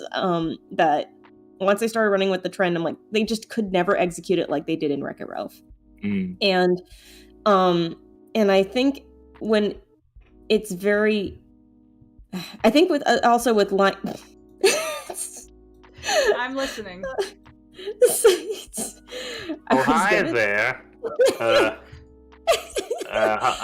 Kimbo? Kermbo. Hermit? Well, okay, Denim before you said no. So technically, yes, there was the whole White Lion thing with Simba, but there was that's still mostly still up for debate at this point, because there was a lot of people going, I never even watched Kimba, and then there were people like, I watched Kimba, but I never would have thought of this. But it was like, anyway. But with Lion King, I think the layout of the story, I know it's more or less directly derived from Shakespearean stuff, but I think that's, again, what kind of works to its advantage over Zootopia, because it's that the classic format, but doing it with the animals like that would be in a fable. And I like Scar as a villain works a lot better than Bellwether, because it's like Bellwether was poorly executed as a twist villain. You're like, okay, you're thinking, okay, she's there to be nice, she's there to be helpful, whatever, she's kind of getting underhanded by her boss, blah, that kind of stuff. But again, there isn't a whole lot of establishing that she's going to be, like, there isn't a whole lot of sprinkling in that she's that twist villain. At least with Scar, right out the gate, he's a bastard. And he's a brat. And that's Jeremy Irons. And Jeremy Irons' delivery, I'm nothing. But you also had a great establishing of like the family relations, and then like even in the very limited time you got with Simba and Mufasa, you got right away they have a really close bond, which is really wonderful, and it makes it that much more painful when you lose Mufasa. And so I think for me, Lion King wins out, and that's not even always on like the musical aspect either, even though the music, yes, is fantastic without a doubt. Lion King does have a fantastic soundtrack. Yeah. And but yeah, for me, I think there's just, for me, I will watch Lion King more times over than Zootopia, and I think again it's because it handles heavy subject matter, but it doesn't feel like it's super heavy-handed, and because it's like a drama. You're playing it out as a drama versus commentary. And when Zootopia came out at the time, especially, it was very provoking for especially what the climate was at that time too. I remember that. And so I remember when we were sitting in the theater and how many people kind of shifted in their seats uncomfortably going, yeah, this is kind of happening, and they were making this movie and didn't know this is where we were going to end up, kind of thing. But at the same time, it was like, it was just, yeah, I don't know. I feel like with Lion King, I keep getting a lot more out of it than I do Zootopia on a rewatch basis. And I don't know. For me, it's the more classic story that wins out for me. I agree with a lot of your points, but I'm still picking the Hot Fox. I knew my argument wasn't gonna win. But your opinion is valid, so I wanted you to say it. And I thought, yeah, so I stick to my guns. I stick to my lines. Petting Kernbo. Also, Cartoon Cat Girl asked, "Who's that cutie?" What are you talking about? Kermit. This is Max's pet ferret. Isn't he adorable? There is nothing wrong with this picture. I guarantee you, absolutely nothing wrong. He's just nothing wrong at all. A handsome it's completely normal. Definitely not photoshopped. Definitely the face of a ferret, for sure. I mean, don't mind the weird shift in fur. How it's more. It's even funnier because it looks like he looks more like a raccoon because of the face swap. He's just a special lad. But yes, back to this. Kirby, I'm sorry, you're gonna have to take Lion King out the pasture. Long live the king, cast off a cliff. Boom, dead. Long live the king. Oh no! Lion King doesn't want to go. And now here we are. Keyframe has to pick who to simp for harder. Basil or Nick Wilde? It's my childhood simping versus the modern simping. That's... Ooh. Yeah. So I like that no matter what, it was going to come down versus a mouse with your taste. Yeah.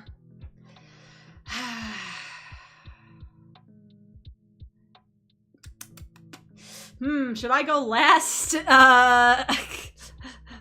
Or should we judge me today?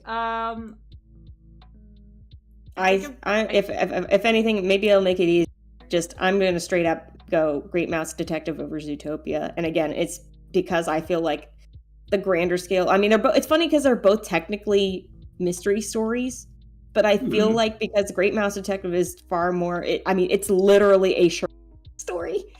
That it handles that, and then it does the scale thing really fun, and then especially because it keeps it small, where it keeps the character, if the focus characters are small, so the environments stay huge, and then again, better villain, straight up, better climax. So I'm going with Great Mouse Detective, making it easier for myself. Do you though? Not yet, Kurt. You know what's going to happen if I go next? What are you doing next? I mean, I already was picking Robin Hood over the Great Mouse Detective due to lack of personal affection. I will completely agree that the villain. I mean, do you even want to call Barry Bella the sheep? Do you even want to call her a villain while you have a true villain with presence in Great Mouse Detective? But the overall, and this is definitely the furry speaking me, the overall world that is where the entire world is just furry.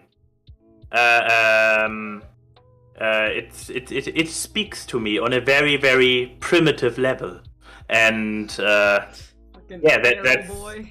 yeah. Also, of course, since it should not just be Keyframe who can simp here, and Zootopia has more simping potential for them guys.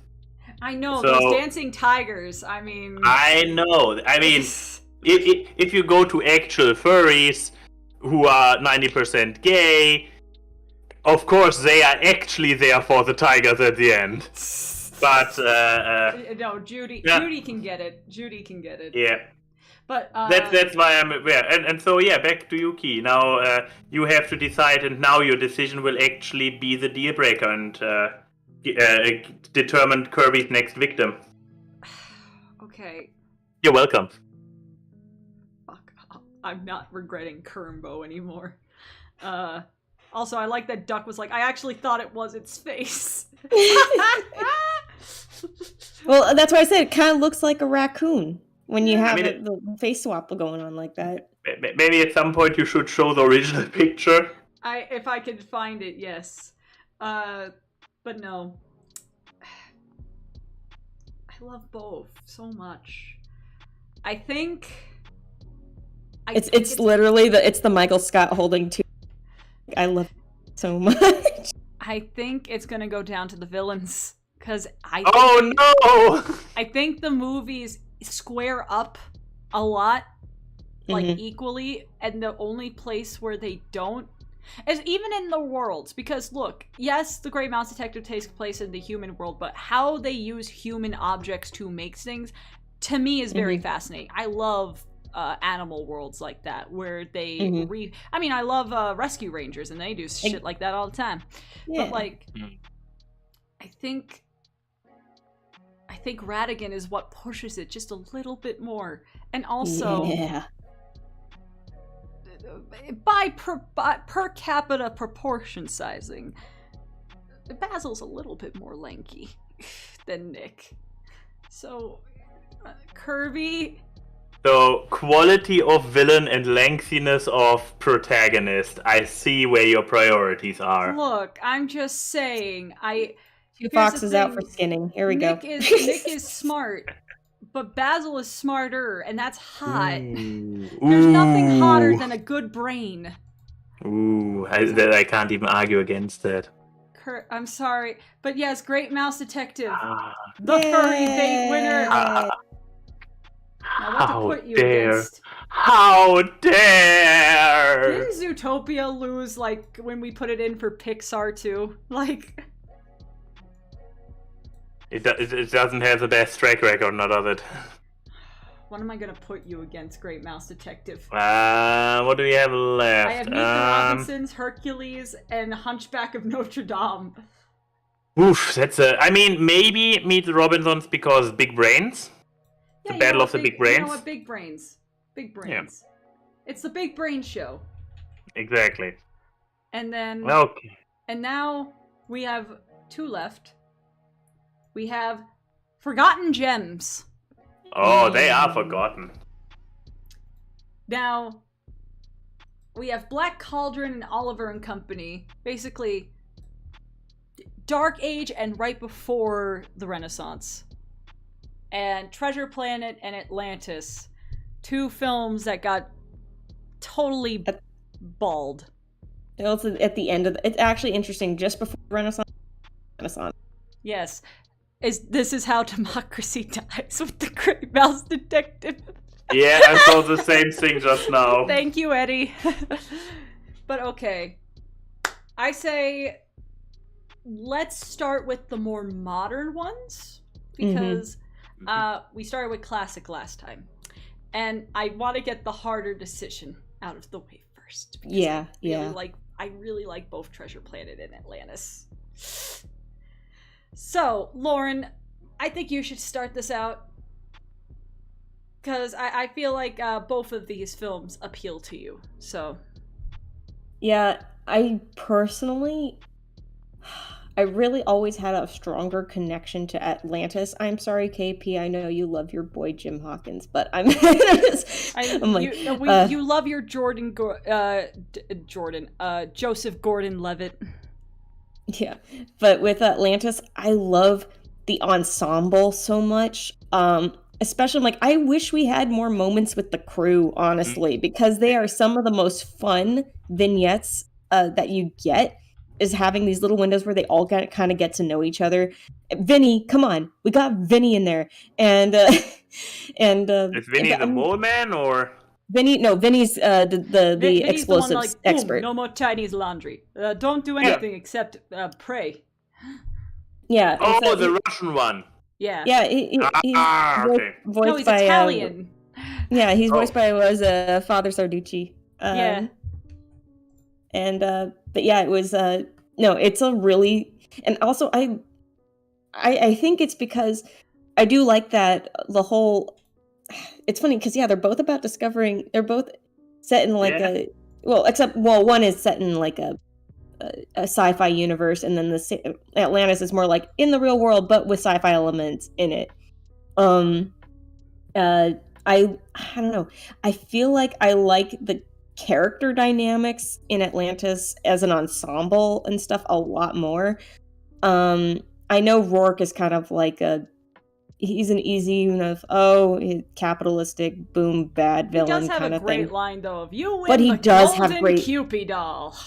Yeah, I'm like, it is gets revealed, and then he's just a relentless villain. When it's when you have a villain that's unabashedly a villain, and then they go, once they've been unveiled, they kind of just go full throttle with it. What left is there to hide, right? Mm-hmm. I do love the relationship between Jim and Silver in Treasure Planet, but as for the I love Doppler, and I love shit, I keep forgetting. Why would I forget her name? Furry Captain Lady? Amelia. Yes. Amelia, that's it. But in terms of that's pretty much our primary focus is that group. The rest of the ensemble, I'm like, okay, I really don't care much for the rest of this. And the quote villain is really not as strong. He's kind of just like a mutinous, member of the gang of the pirate gang, and I'm like, okay, fine, whatever. I feel like even though they were both kind of in terms of their villains, they're like, okay, yeah, they could have been handled better. I feel like Atlantis left more of an impact for me, and then in general, what wins out is I think Atlantis for me just in general has a lot more ability for me, and I love the art style of it. I love what they explore in terms of the creature designs and how they designed Atlantis and how it survived, and the whole crystal element was really cool. I love that how they fueled that, they fueled that technology that they had there, and I love Kida too. I mean, she's just she's a fun princess type that is very hands-on and very curious. And Milo, and honestly, Milo's isn't Milo one of your boys or somebody you'd consider? I'm not saying anything. Look, I am. But I say holding Atlantis. on My and long-winded listening to answer both your saying arguments Atlantis. about things, and then I will say my pieces. But yeah, I say Atlantis is the one that wins out for me. I've always had more of an attachment to it anyway, so. What about you, Max? Are you on the Atlantis train, or are you on the Treasure Planet train? I'm on both of them. You saw Treasure Planet fairly. I remember when you first watched Treasure Planet. Yeah, and you also remember when I watched first the other one, because you made me watch both of them. Yes, because I was over at Max's place. What a shock. And he was like, I've never seen Treasure Planet. But he was also talking about this Treasure Island animated series that he used to watch. No. And I was like, well, I've never seen that. Why don't we watch both? So we watched Treasure Planet. Great time. And it's like, okay, let's find an episode from the animated series. I think I have a picture. I just want to point out that it has the critically acclaimed Hugh Laurie in it. Yes, I just want to point this out. There's star power behind that. I never saw a man have his childhood just break so fast before his eyes. You could see, I saw the moment his soul just kind of, because he was like, God, this is not as good as I remember. Nope. But yes, it was with that so in mind, bad and incohesive. With that in mind, what is your pick between these two? Hey, what happened to Hermit? I mean, his face is all messed up. It looks almost like an actual ferret. I know, right? With his weird spotty nose and his tiny eyes. Disgusting. Yeah. But yeah, between those two, I mean, I did enjoy both very much. That for sure. It's like, on the one hand, Treasure Planet left more of an impression with me, but it also had like elements like the fucking robot. Oh yeah, the Martin Short such robot. an annoying character, Jesus. So what was going for it? Like, space always good. Very sassy ship captain. Definitely a big plus point on my end. The dynamic with Silver and Jim Hopkins. I mean, Silver was obviously the more interesting of those two, but Hopkins was the foil to make Silver shine. On the other hand, yeah, Atlantis had the entire crew, which was just like, if there would have been more of them, am I right? I'm almost tempted to mostly lean Treasure Planet to keep it more interesting. Fuck off. Ah, I see. But that's the thing. But no, with all honesty, like, Treasure Planet left more of an initial impact with me, while Atlantis, when Lauren was listing all the strengths of it, I was like, oh yeah, that's all totally true. She is so right. Yes, all this is true about Atlantis, but I needed the reminder of all those great elements. Which is why I will go with Treasure Planet and make Key suffer a little bit more. Okay, fine.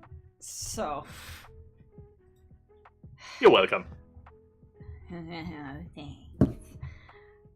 Alright, so Treasure Planet has a lot of great things. I love this version of Silver in Treasure Planet. His arm is cool, his character is great, him and Jim have a great relationship. One of the best interpretations of their relationship. I love Doppler. I love Amelia. I love everything. Treasure Planet's a fantastic, beautiful spectacle film. However, I would like to present Exhibit A for me picking Atlantis. I'd like to present Exhibit B, and I would like to present those are very convincing arguments. I cannot deny that. I would like to present Exhibit Ultra C. Atlantis has too many hot characters. Yeah. Like, yeah, all four of them. Well, I mean, like, I mean, depending on who you ask, the doctor in the group is also very hot. And I love the engineer Dr. girl. Sweet. Yeah, the engineer girl's cute too. And the blonde second in command lady is like... Yeah, there's a lot of hot characters in this movie. It's true. And I mean, Kita's fucking gorgeous. Like, oh yeah, absolutely. Voiced by Cree Summer. I mean, yes, voiced by Cree Summer, always good. But her design is gorgeous. The entire scene of her connecting with the crystal is beautiful. Like this movie, I think maybe it's my comic book liking coming out. I like this art style more than Treasure Planet's art style. Not that Treasure Planet's art style is bad, but they got the people. They were influenced by the Hellboy comics for fucking it wasn't Atlantis. it wasn't just influence. I think he worked directly as part of the art style on it. Oh, that's even better. But also, I mean, Milo is one of my boys. Lanky, smart, fucking played by Michael J. Fox. Michael J. Fox. I mean, that's a great combination of things right there. And, I mean, he gets his moments to be cool and action-y, but also a complete fucking nerd, and make him a little bit of an asshole and he'd be perfect. More people are just more of an asshole to him. I love his interactions with the crew. I think my favorite scene is like them in the tents and they're telling stories to each other. And Vinny tells the story that he used to work at a florist. And then there was a gas leak. And then boom, no more Chinese laundry. No more Chinese laundry. It was like a sign from God. It was a sign from God. And I love that they actually they pretty much let him improvise most of his line. Or they let him takes, and they took whatever. If I remember, they took whatever was the best one for that situation, and they just so that's. I'm like, so Vinny's stories. I think if I remember, even the Chinese laundry, a made up one. It wasn't scripted. That's why you get good stand-ups to be your characters. I mean, look at Aladdin. But I also find the world of Atlantis that they make. I mean, they made a whole fucking language. I think they got the people who helped make Klingon, the Klingon language, to make the Atlantean language. It's an actual language. And I think just because Treasure Planet is a steampunk fantasy, right? That's not a steampunk sci-fi merge that's beautiful and awesome.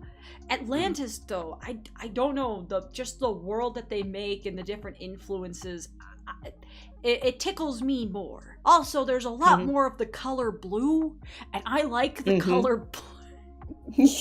Consume blue. But you and I are of the same insect mind of when we go to lamp, it's it's blue. It's blue. But yes, I think, and also the relationship between Kita and Milo is one of the only Disney couples to never have an on-screen kiss. The closest thing is that they hug. I think their relationship is adorable. I mean, strong woman with nerdy boy is always going to be great. But yeah, so Treasure Planet, you almost went for Amelia. And David Hyde Pierce as the dog doctor. He is hilarious. David Hyde Pierce needs to be in more shit. He was in 5 things in the 2000s, voice acting wise, and then he just stopped. And I don't get Damn why. it, Jim. And the fact that they got, it's funny when we mention Star Trek references, and you have "Damn it, Jim, I'm not a doctor," or "I'm a doctor, I'm not that kind of doctor." Damn it, Jim, I'm not a doctor. And then you have the frickin' Klingon connection to Atlantis, plus Leonard Nimoy. Yes, as the both king. of these so movies are that great, too. and they deserved more. But Atlantis is gonna have to win it for me. Himbo, you know what to do. Sick 'em. While you take care of it, I just want to point out that this is now the second one in a row where it got decided by Keith's horniness. Okay, you don't usually that's my MO. I mean, you decided Zootopia based off that. Yeah, but then you picked Basil above Zootopia based on that. I mean, I recall very clearly you being like, yeah, but Nick is just not the right type of lengthy, while Basil was, so... Yes, here's the thing. We haven't gone to a film where Lauren picks based off her tastes. Oh my, looking forward to those. If it happens. That's I'm like, if it happens, because I'm like, do we have any Zenigata looking fuckers in Disney movies? But yeah, so now we got the classic ones. This one will be interesting. But I mean, I know I'll go first. I'm gonna go with Oliver and Company because at least the movie wasn't completely dissected.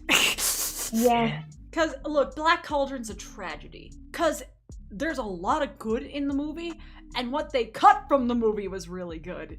But Katzenberg had to lay his dirty little fingies in there and completely, like, murder it and take away a lot of the king scenes and all this shit. And I want it to be a better film. I still like it. I think it's overhated. I don't think this should have been the thing that caused a downfall. But I know its potential, and that makes me sad. Oliver and Company has a cute cat and a song by fucking Billy Joel. So, I think Oliver and Company is also just the more fun movie. It knows what it wants to be. It's not a grand spectacle. It's a cat. Yeah. And I also love the art style. They captured New York so well, and I love the watercolor looking backgrounds and how I love how they draw the cats and dogs. It's my favorite way that they've drawn dogs in a Disney movie. It's the true predecessor. I think it's the true predecessor to that 90s style of like animal that we got. And so I think they were the ones that set the standard. That's what I think. Oliver is an old one, isn't it? Who draw like Oliver and Company. Because Oliver and Company is 88? 88 because because Oliver and Company 88. 88 because then because Little Mermaid was 89. Yes. Yeah. Because it was Great Mouse was it Great Mouse Detective, Oliver, and then Little Mermaid? Yes. Yes. But yeah. So my pick is going to be Oliver and Company. What about you, Lauren? Let's let Max go last for once. I'm going with Oliver and Company, and pretty much for similar reasons that my birthday buddy Billy Joel, because he and I have the same birthday. And birthday bias, apparently. But in general, it is a fun movie.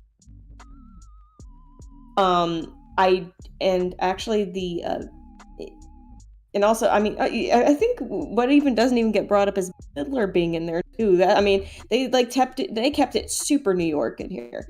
And on top of that, I love that they kept it as a modern retelling of like Twist, and they kept it. It's like the only animated Disney film that I can think of, at least at that time, that was willing to capture 80s New York. Which, I mean, it kept it super current at that time. Which you don't ever see in like 2D animated films from Disney that got classic fairy tales, or you got animal worlds where you don't have to worry about cityscapes and stuff like that. Or you had like anthropomorphic stuff, and yeah, again, it was mostly focusing on fantasy stuff. This one was like, it's 1980s New York. And I'm like, I give them mad props for that. So, I think it's, and again, I love that it really... Look at him, I forgot his name. Gurgi, right. Yes, I'm just doing, you guys talk, I'm just doing a thing. Do not mind the woman behind the curtain. Don't mind the Gurgi. But yeah, no, I'm still in the ballpark of Oliver and Company. I remember watching it a lot as a kid. That was one of my like go-tos when I was growing up, was watching that one. And like Black Cauldron is extremely dark. That's one, like, if you watch as an adult, you probably have more of an appreciation. But yeah, because it unfortunately suffered from the cuts and everything in its production, it's a missed opportunity. It's what could have been, So you're gonna go with Oliver and Company. I'm going with Oliver and Company. What about you, Max? Are you gonna try to sway us to camp of Black Cauldron? So you see, that's the reason why you need to, why you must not have me go last, because I will gladly be the contrarian to keep it exciting for the last person. Because yeah, I would actually want to make a case for the Black Cauldron. Probably not one that is winning any of you over, but it's like with. It's just like because it's. I'm sorry, just Eddie saying Key. This is a crime. What are you talking about? You're your favorite character. You gotta love how he realized at the same time as we realized what you were going to do when you started to draw the outline. He's like, Key? No. No. But yes, ignoring Ergy here. Exactly. Ergy is a great name. Or, no, the other way around doesn't really work, does it? Gertie? Edgy? But yes, I mean, I will say, so there is a lot to like in Black Cauldron. Yes, and I mean, yeah, it got butchered with like the story, and it's like the end product that we eventually got is just an amazing mess. While Oliver is like, as you pointed out, it's like it knows what it wants to be. It's a cute retelling of Oliver Twist, but with street animals and I mean, Dodger is great. Was he even called Dodger in this version? Yes. Yes, he still was Dodger. Like, you gotta love the puppy. But Black Cauldron was still like it had more going for it beyond being like a simple if there's a film nice they need to music. Remake, this one would be the one. Yeah, just to make it more like what it was supposed to be. And I mean, it's probably a horrific argument in the Disney super bracket finding best Disney movie to make a point for the Black Cauldron because it was just so not Disney, which made it fascinating. I would love to go into like. I know Black Cauldron's actually on my list of movies to make videos about because the production history is so fascinating and so tragic. And I mean, the Lich King is terrifying. Yes. But then on the other hand, you have those very cutesy stuff going on, like with the fairy realm and with like the pig that can predict the future. Yeah, are we still watching the same movie? It has a lot of 80s fantasy. If you know what I mean, like there are some characters in this that are that you can see from like 80s cartoons. Like if there's any film that has a remnants of the time that it was made, not by cultural references, but just what was put into those genres of media. It's Black Cauldron is a sufferer of it, and I blame Katzenberg. Everyone can blame Katzenberg. I can't say anything because of where I work. Were you saying something? Yeah. I believe she's cutting out. Her microphone had issues the entire time. Did you not hear? I said I can't say anything because of where I work. Oh. He doesn't work there anymore. He's with Quibi. I know. I'm saying you were cutting out hard, Lauren. Oh, I must have leaned too far away from the mic. So anyway. But yeah, like I also just shout out to the video game. The video game has a great soundtrack. I love the music of the Black Cauldron video game. I wasn't aware that there was one. I think it was for the DOS or Commodore or something. Like early gaming. But its soundtrack is really nice for that era of music. Lauren's mic just enforced her NDA. But yes, Black Cauldron. I assume, but are you going to pick Black Cauldron for how fascinating it is, or Oliver and Company for objective? Yes, because I mean, as I was pointing out, the ironic thing is to be like Black Cauldron because it's so not Disney. But if you look around, except for Oliver, those 4 forgotten gems are all the epiphany of not Disney movies, like the atypical ones. While Oliver is like very on brand. I can't even tell why it was so forgotten. It does all the stuff. It was also just like I think it's more the fact of like why Great Mouse Detective and Oliver weren't. They made money. They were not flops by any means. They made more money than a lot of Disney movies back in like the 70s, 80s, early 80s. But like the thing was, it's just it wasn't the classical stories that. It's why people think Little Mermaid started the Renaissance. It started the contemporary musical Renaissance. But arguably, Who Framed Roger Rabbit, for the simply putting it back on the map, and Great Mouse Detective and Oliver and Company established the Renaissance for both quality and also how fast the movies were getting produced. Because it took a while for Disney movies to be made. And there were longer gaps of time between each Disney movie back in the day than by the time Great Mouse Detective, Oliver, and then the Renaissance happened. Because then you got a turnaround of like a year to 2 years. Compared to like 3 or 4. So. But yes, interesting arguments. But now we have to fight. It's cats versus the water. But I have a feeling that this will be a short battle. I'm going to go with Atlantis. I love Oliver and Company. Same. But yeah, so are it's we all just like agreeing on Atlantis?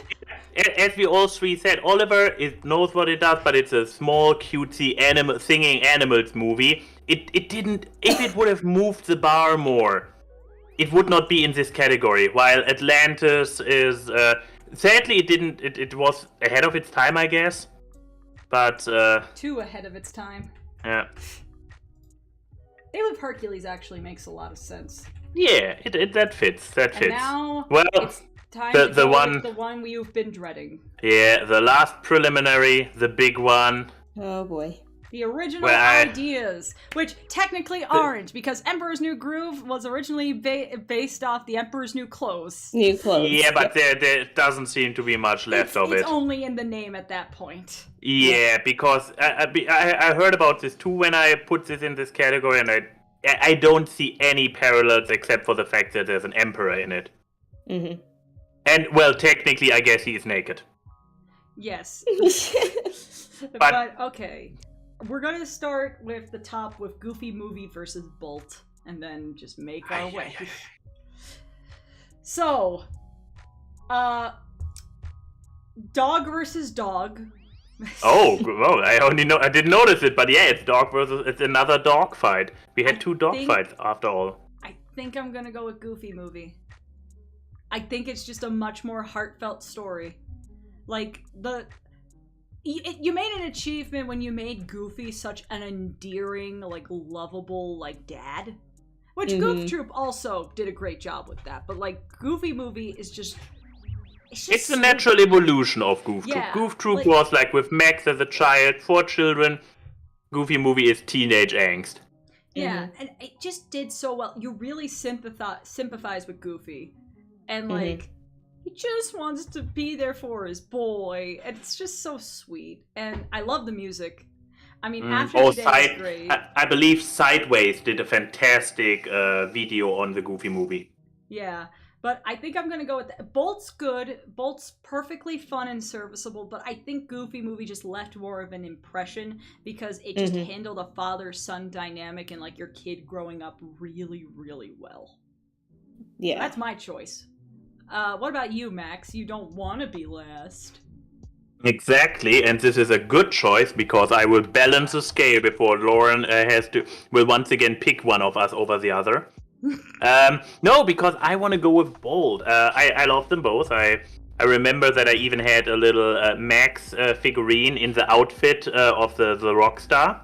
Oh, Powerline. Yeah, Max in the Powerline outfit. I believe it was a McDonald's Happy Meal thing or something. Sorry! Fucking Eddie went all the way back to the fucking Awkward Cast chat and said this. What? It's just someone joking. Keep in mind, I think we had him on in like 2021, so we had to go back. But thanks. Yeah, we really need to bring him back so he can make his case in person. But yes, Thank you, Eddie. That's great.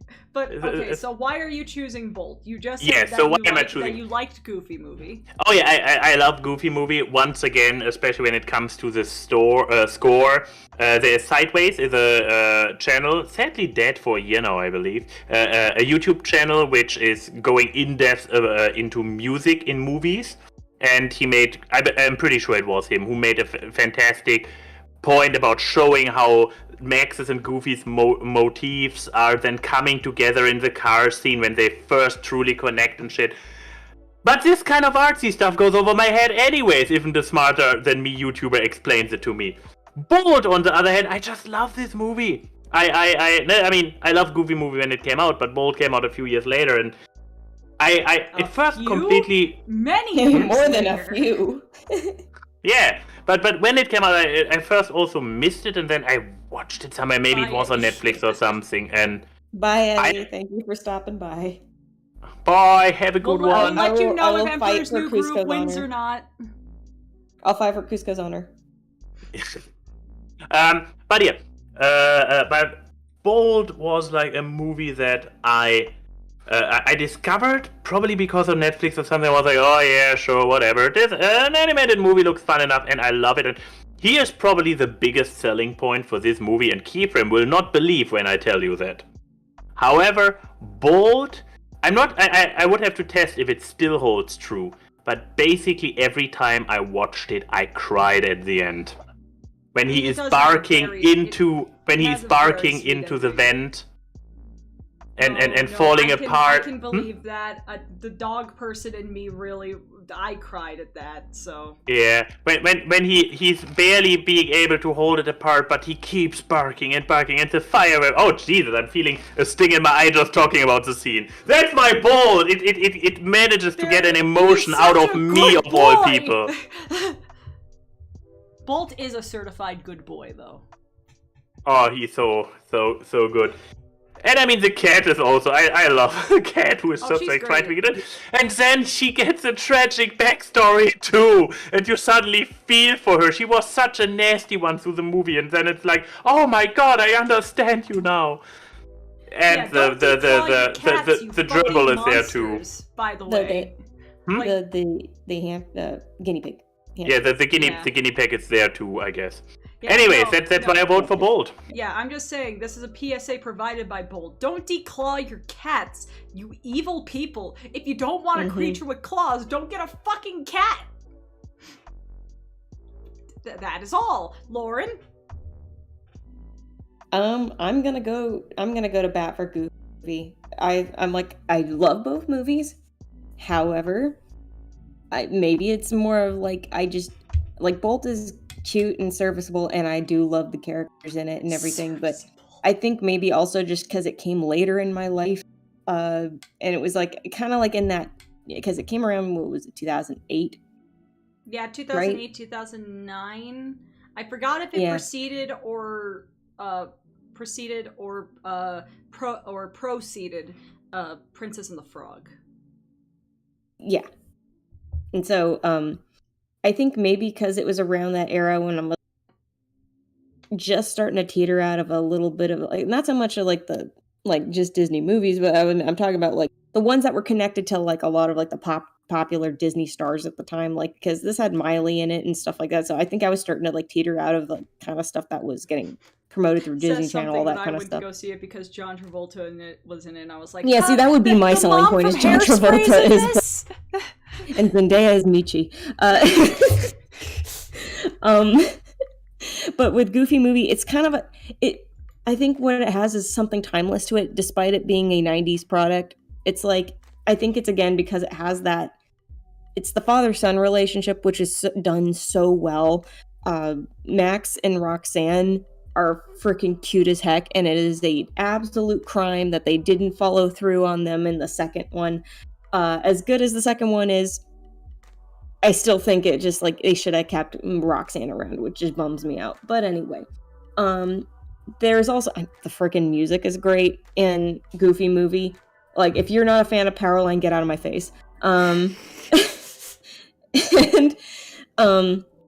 Yeah, I just, again, there's so much heart to Goofy Movie, and it really is one of those times where you really got to like, especially for like when you think of the Mickey and Friends of the primary cast, Goofy gets so much he gets this like so much focus as a single father kind of aspect, which is really heartwarming to see. He's just the most interesting out of them. Yeah, it's like, and you would never have thought it, but because they set it up with the Goof Troop stuff, for me, it leaves a lot of impact, and it has a more timeless quality to it for me. I think it just, and especially like it's not just the perfect cast in the move, but also the perfect cast. Also, just having the voice cast there was great. So I will say the scene where he discovers that Max changed the map, that makes my heart hurt. Like it does, because him in the hot tub with Pete just being like, "Look, just like all the." He loves me, and then my son respects me. I'm like, and that was also another thing, a window into what Pete is like as a father. That scene's just like, great for both Bill and Jim's performances. Like, that's just a really well done scene. And like when Goofy comes into the room, like so forlorn and everything, it's like, oh. But he's such when he realizes that his son was the had battle been between a good boy and a good dad, a good man. Yeah. But I do love Bolt. Bolt is a good boy. I mean, I'm gonna have to pick between dogs later on, so. But all right, this one was heartbreak for me.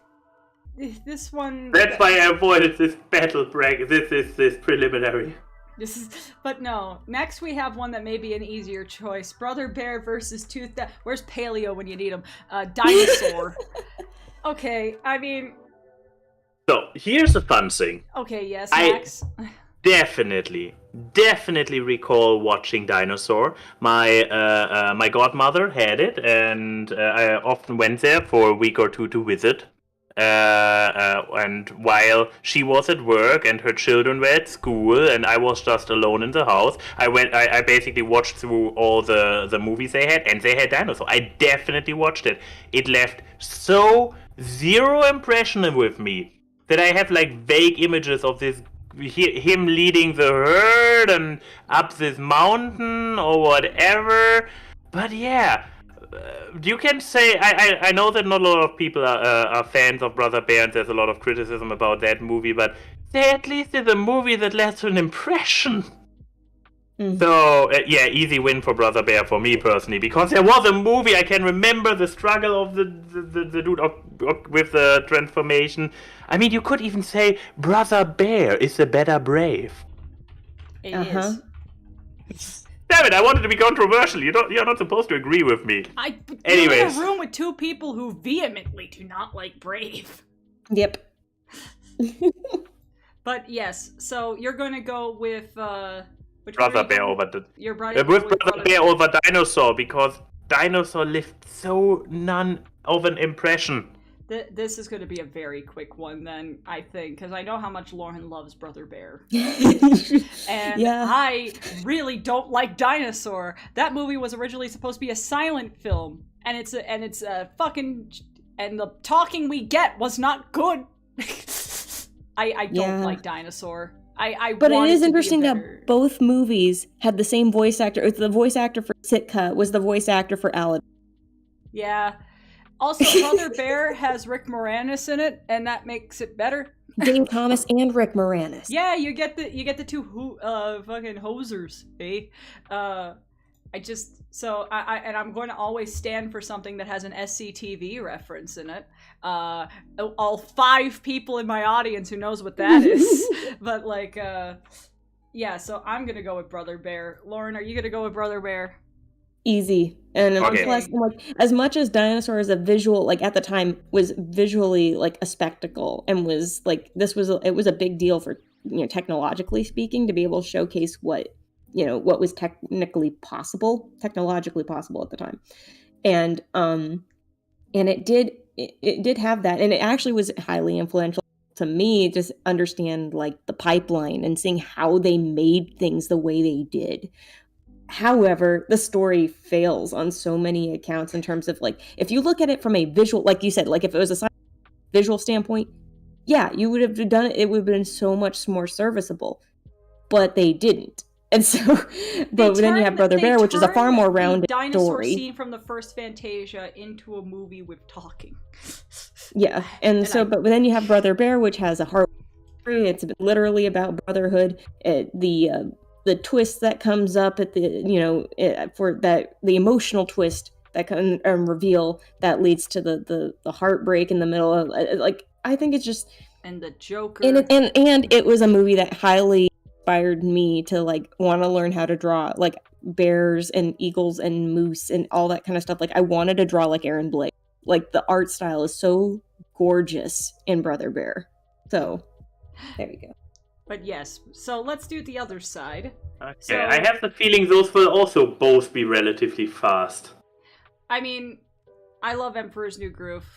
I love Emperor's New Groove more than Wreck-It Ralph, and that may be nostalgia. I don't know. David Spade is a funny man, and I mean, yes. Kronk and Yzma are eternal. They're iconic. The movies also, I rewatched it recently. Every joke still lands. Emperor's New Groove is more timeless than Wreck-It Ralph.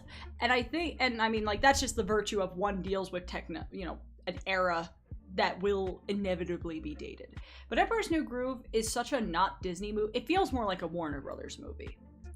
Yeah. And it's just, I think anyone could watch it and have a good time. I have not met a single person who doesn't like Emperor's New Groove. Yeah. I don't want to meet the person who doesn't like Emperor's New Groove, because they're probably very boring. They probably think saltine crackers are spicy. So yeah, I'm gonna go with Emperor's New Groove. Max, I feel like you're not gonna be a contrarian here. It's one of my favorite Disney movies to date, and while I really like Wreck-It Ralph, especially the first one, what it does, Emperor's New Groove, easy. Lauren? You know my answer. You know my Spade loyalty. You know my my soft spot for Kronk. Why did we waste any time early on the Wreck-It Ralph franchise? It was doomed from the get-go. That's I think this one's also gonna be really quick. Exactly, as I predicted. All right, on the count of 3, say your choices for this one. 1, 2, 3. Lilo and Stitch. I'm sorry, Home on the Range. You don't deserve my breath. All right, now the harder choices. Okay. All right. When you go, let's go with Goofy movie now. Back over here. Hi. Max, we killed one of the movie that made you cry. So why don't you go first with this one? You see, I'm not a sore loser. I actually, now when it comes to those two, I'm actually going with Goofy movie. I mean, I already explained how I had the little figurine and everything. And Brother Bear, I mean, we have the father-son. Both are actually about family dynamic. I mean, adopted family versus real family versus biological. Exactly, but still, Goofy movie had more for me going. Brother Bear, yeah, it's looking pretty. I guess you have the mooses, whatever, elks, whatever they are. The plural of moose is moose. There's a whole stand-up bit about that. Yeah, if anyone was in the Brony fandom, there's a particular Scootaloo animation that goes about that, and it's great. But yeah, for me, it's easily Goofy movie. Because it's Goofy movie, and for all the good stuff, which is why it already beat Bold. Yes, Lauren, are you going to even the playing field and make me choose between you two, or? No, I'm gonna go with. I know this is. I'm sorry, Brother Bear. I love you dearly, but Goofy movie for me is still to me a more timeless tale because of the family, because of I guess how they handle the father-son dynamic is stronger than how Brother Bear carries on the adoptive brother dynamic. But then again, it's it does kind of help that we already kind of have a preset attachment to Max and Goofy from Goof Troop, so you kind of already had this attachment there. But at the same time, it's still, even if you hadn't seen Goof Troop, you get that connection without it. You know? So, anyway. And I'm going to agree. This one wasn't... I mean, Brother Bear's great. I remember seeing it. I remember seeing all the... I think I went to Disney World with my family around the time Brother Bear came out. So there was a lot of Brother Bear everywhere. And now you never see a lick of it. I know. Still salty. But I think Goofy Movie just resonates with me more. And now, this one's gonna be hard for me. You have the 2 movies I went to go see in theaters! Oh, no. Oh, no. I saw both in theaters, too. Those were great. I know, but this is relating to my story. Yeah. I have my dad's movie, and I had the movie I had to go watch by myself afterwards. But, like, God.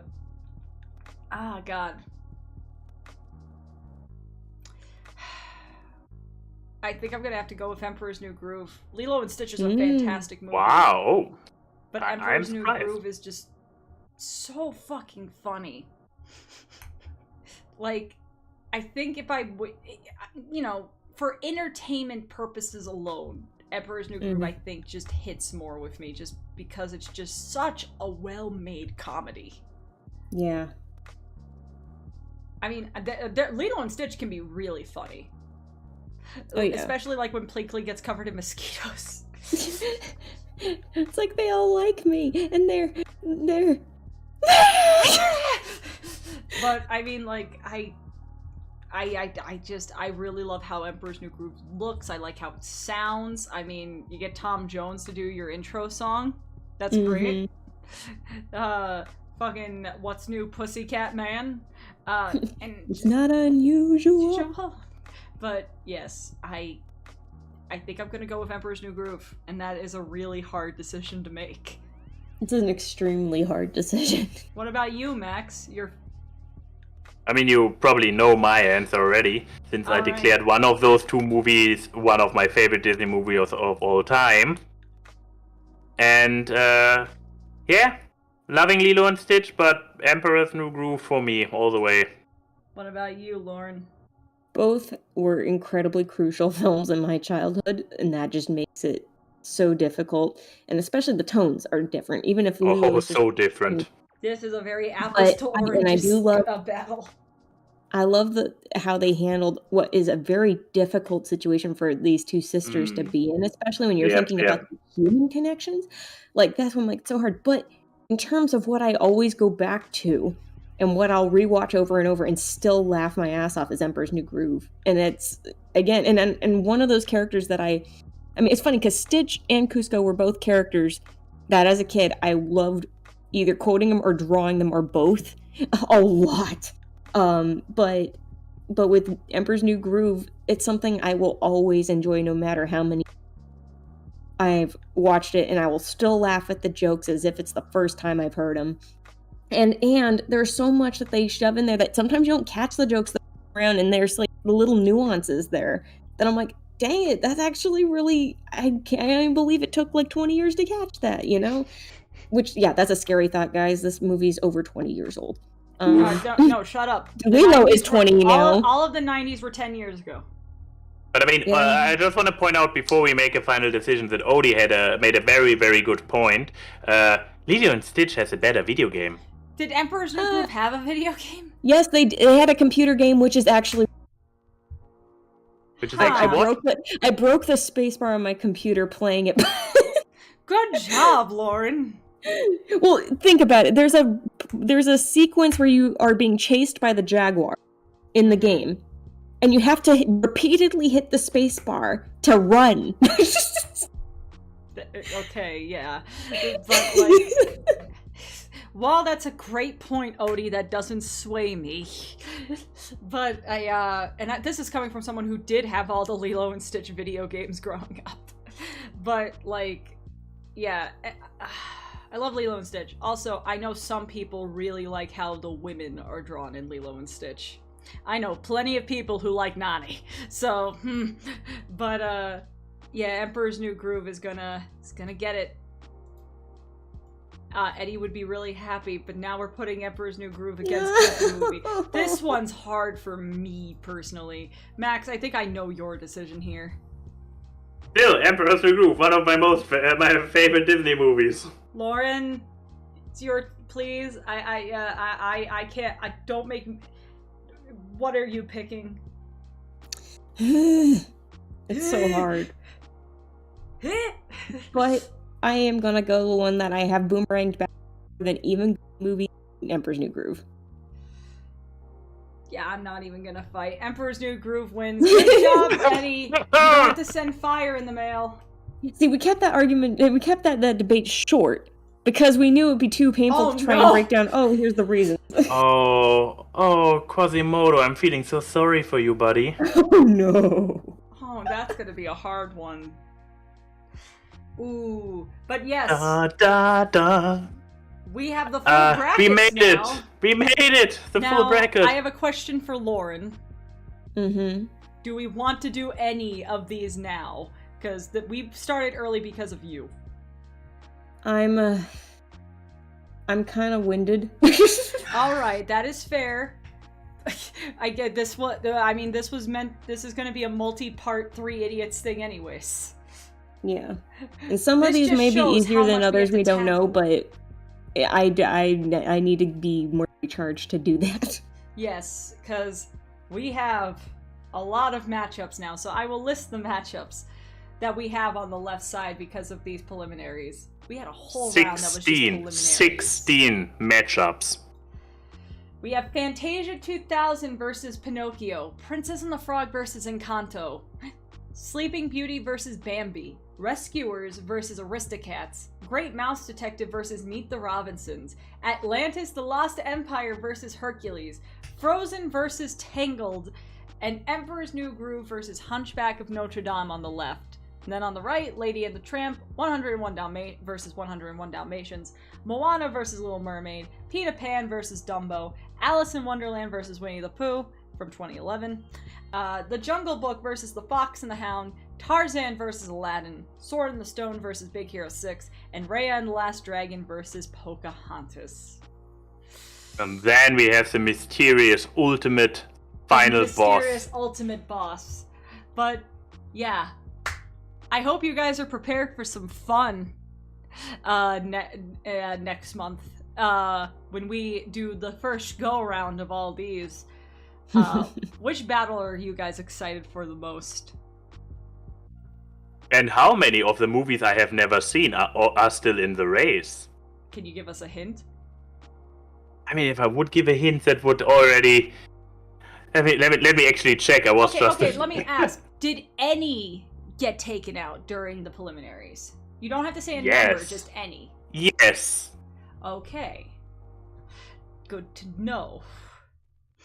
But I can even say another one. They did not all get taken out either. No, I mean, either is the wrong grammar, but yeah. Yes, so there is still ones that Max is going to be lying through his teeth. We've already heard him lying through his teeth, in fact. Let me ask. I want to make a guess on, was Snow White one of them? Nope, I have seen Snow White.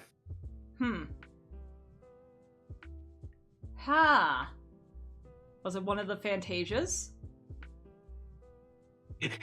I mean, you can only do this 52 times before we figure it out. I know, this is my last guess. Okay, then no, I have actually seen both Fantasias. The first one many times, and the second one is owned by my sister, and I saw it at her. Alright, fine. But yes, I think the battle I'm excited to see is probably Princess and the Frog versus Encanto.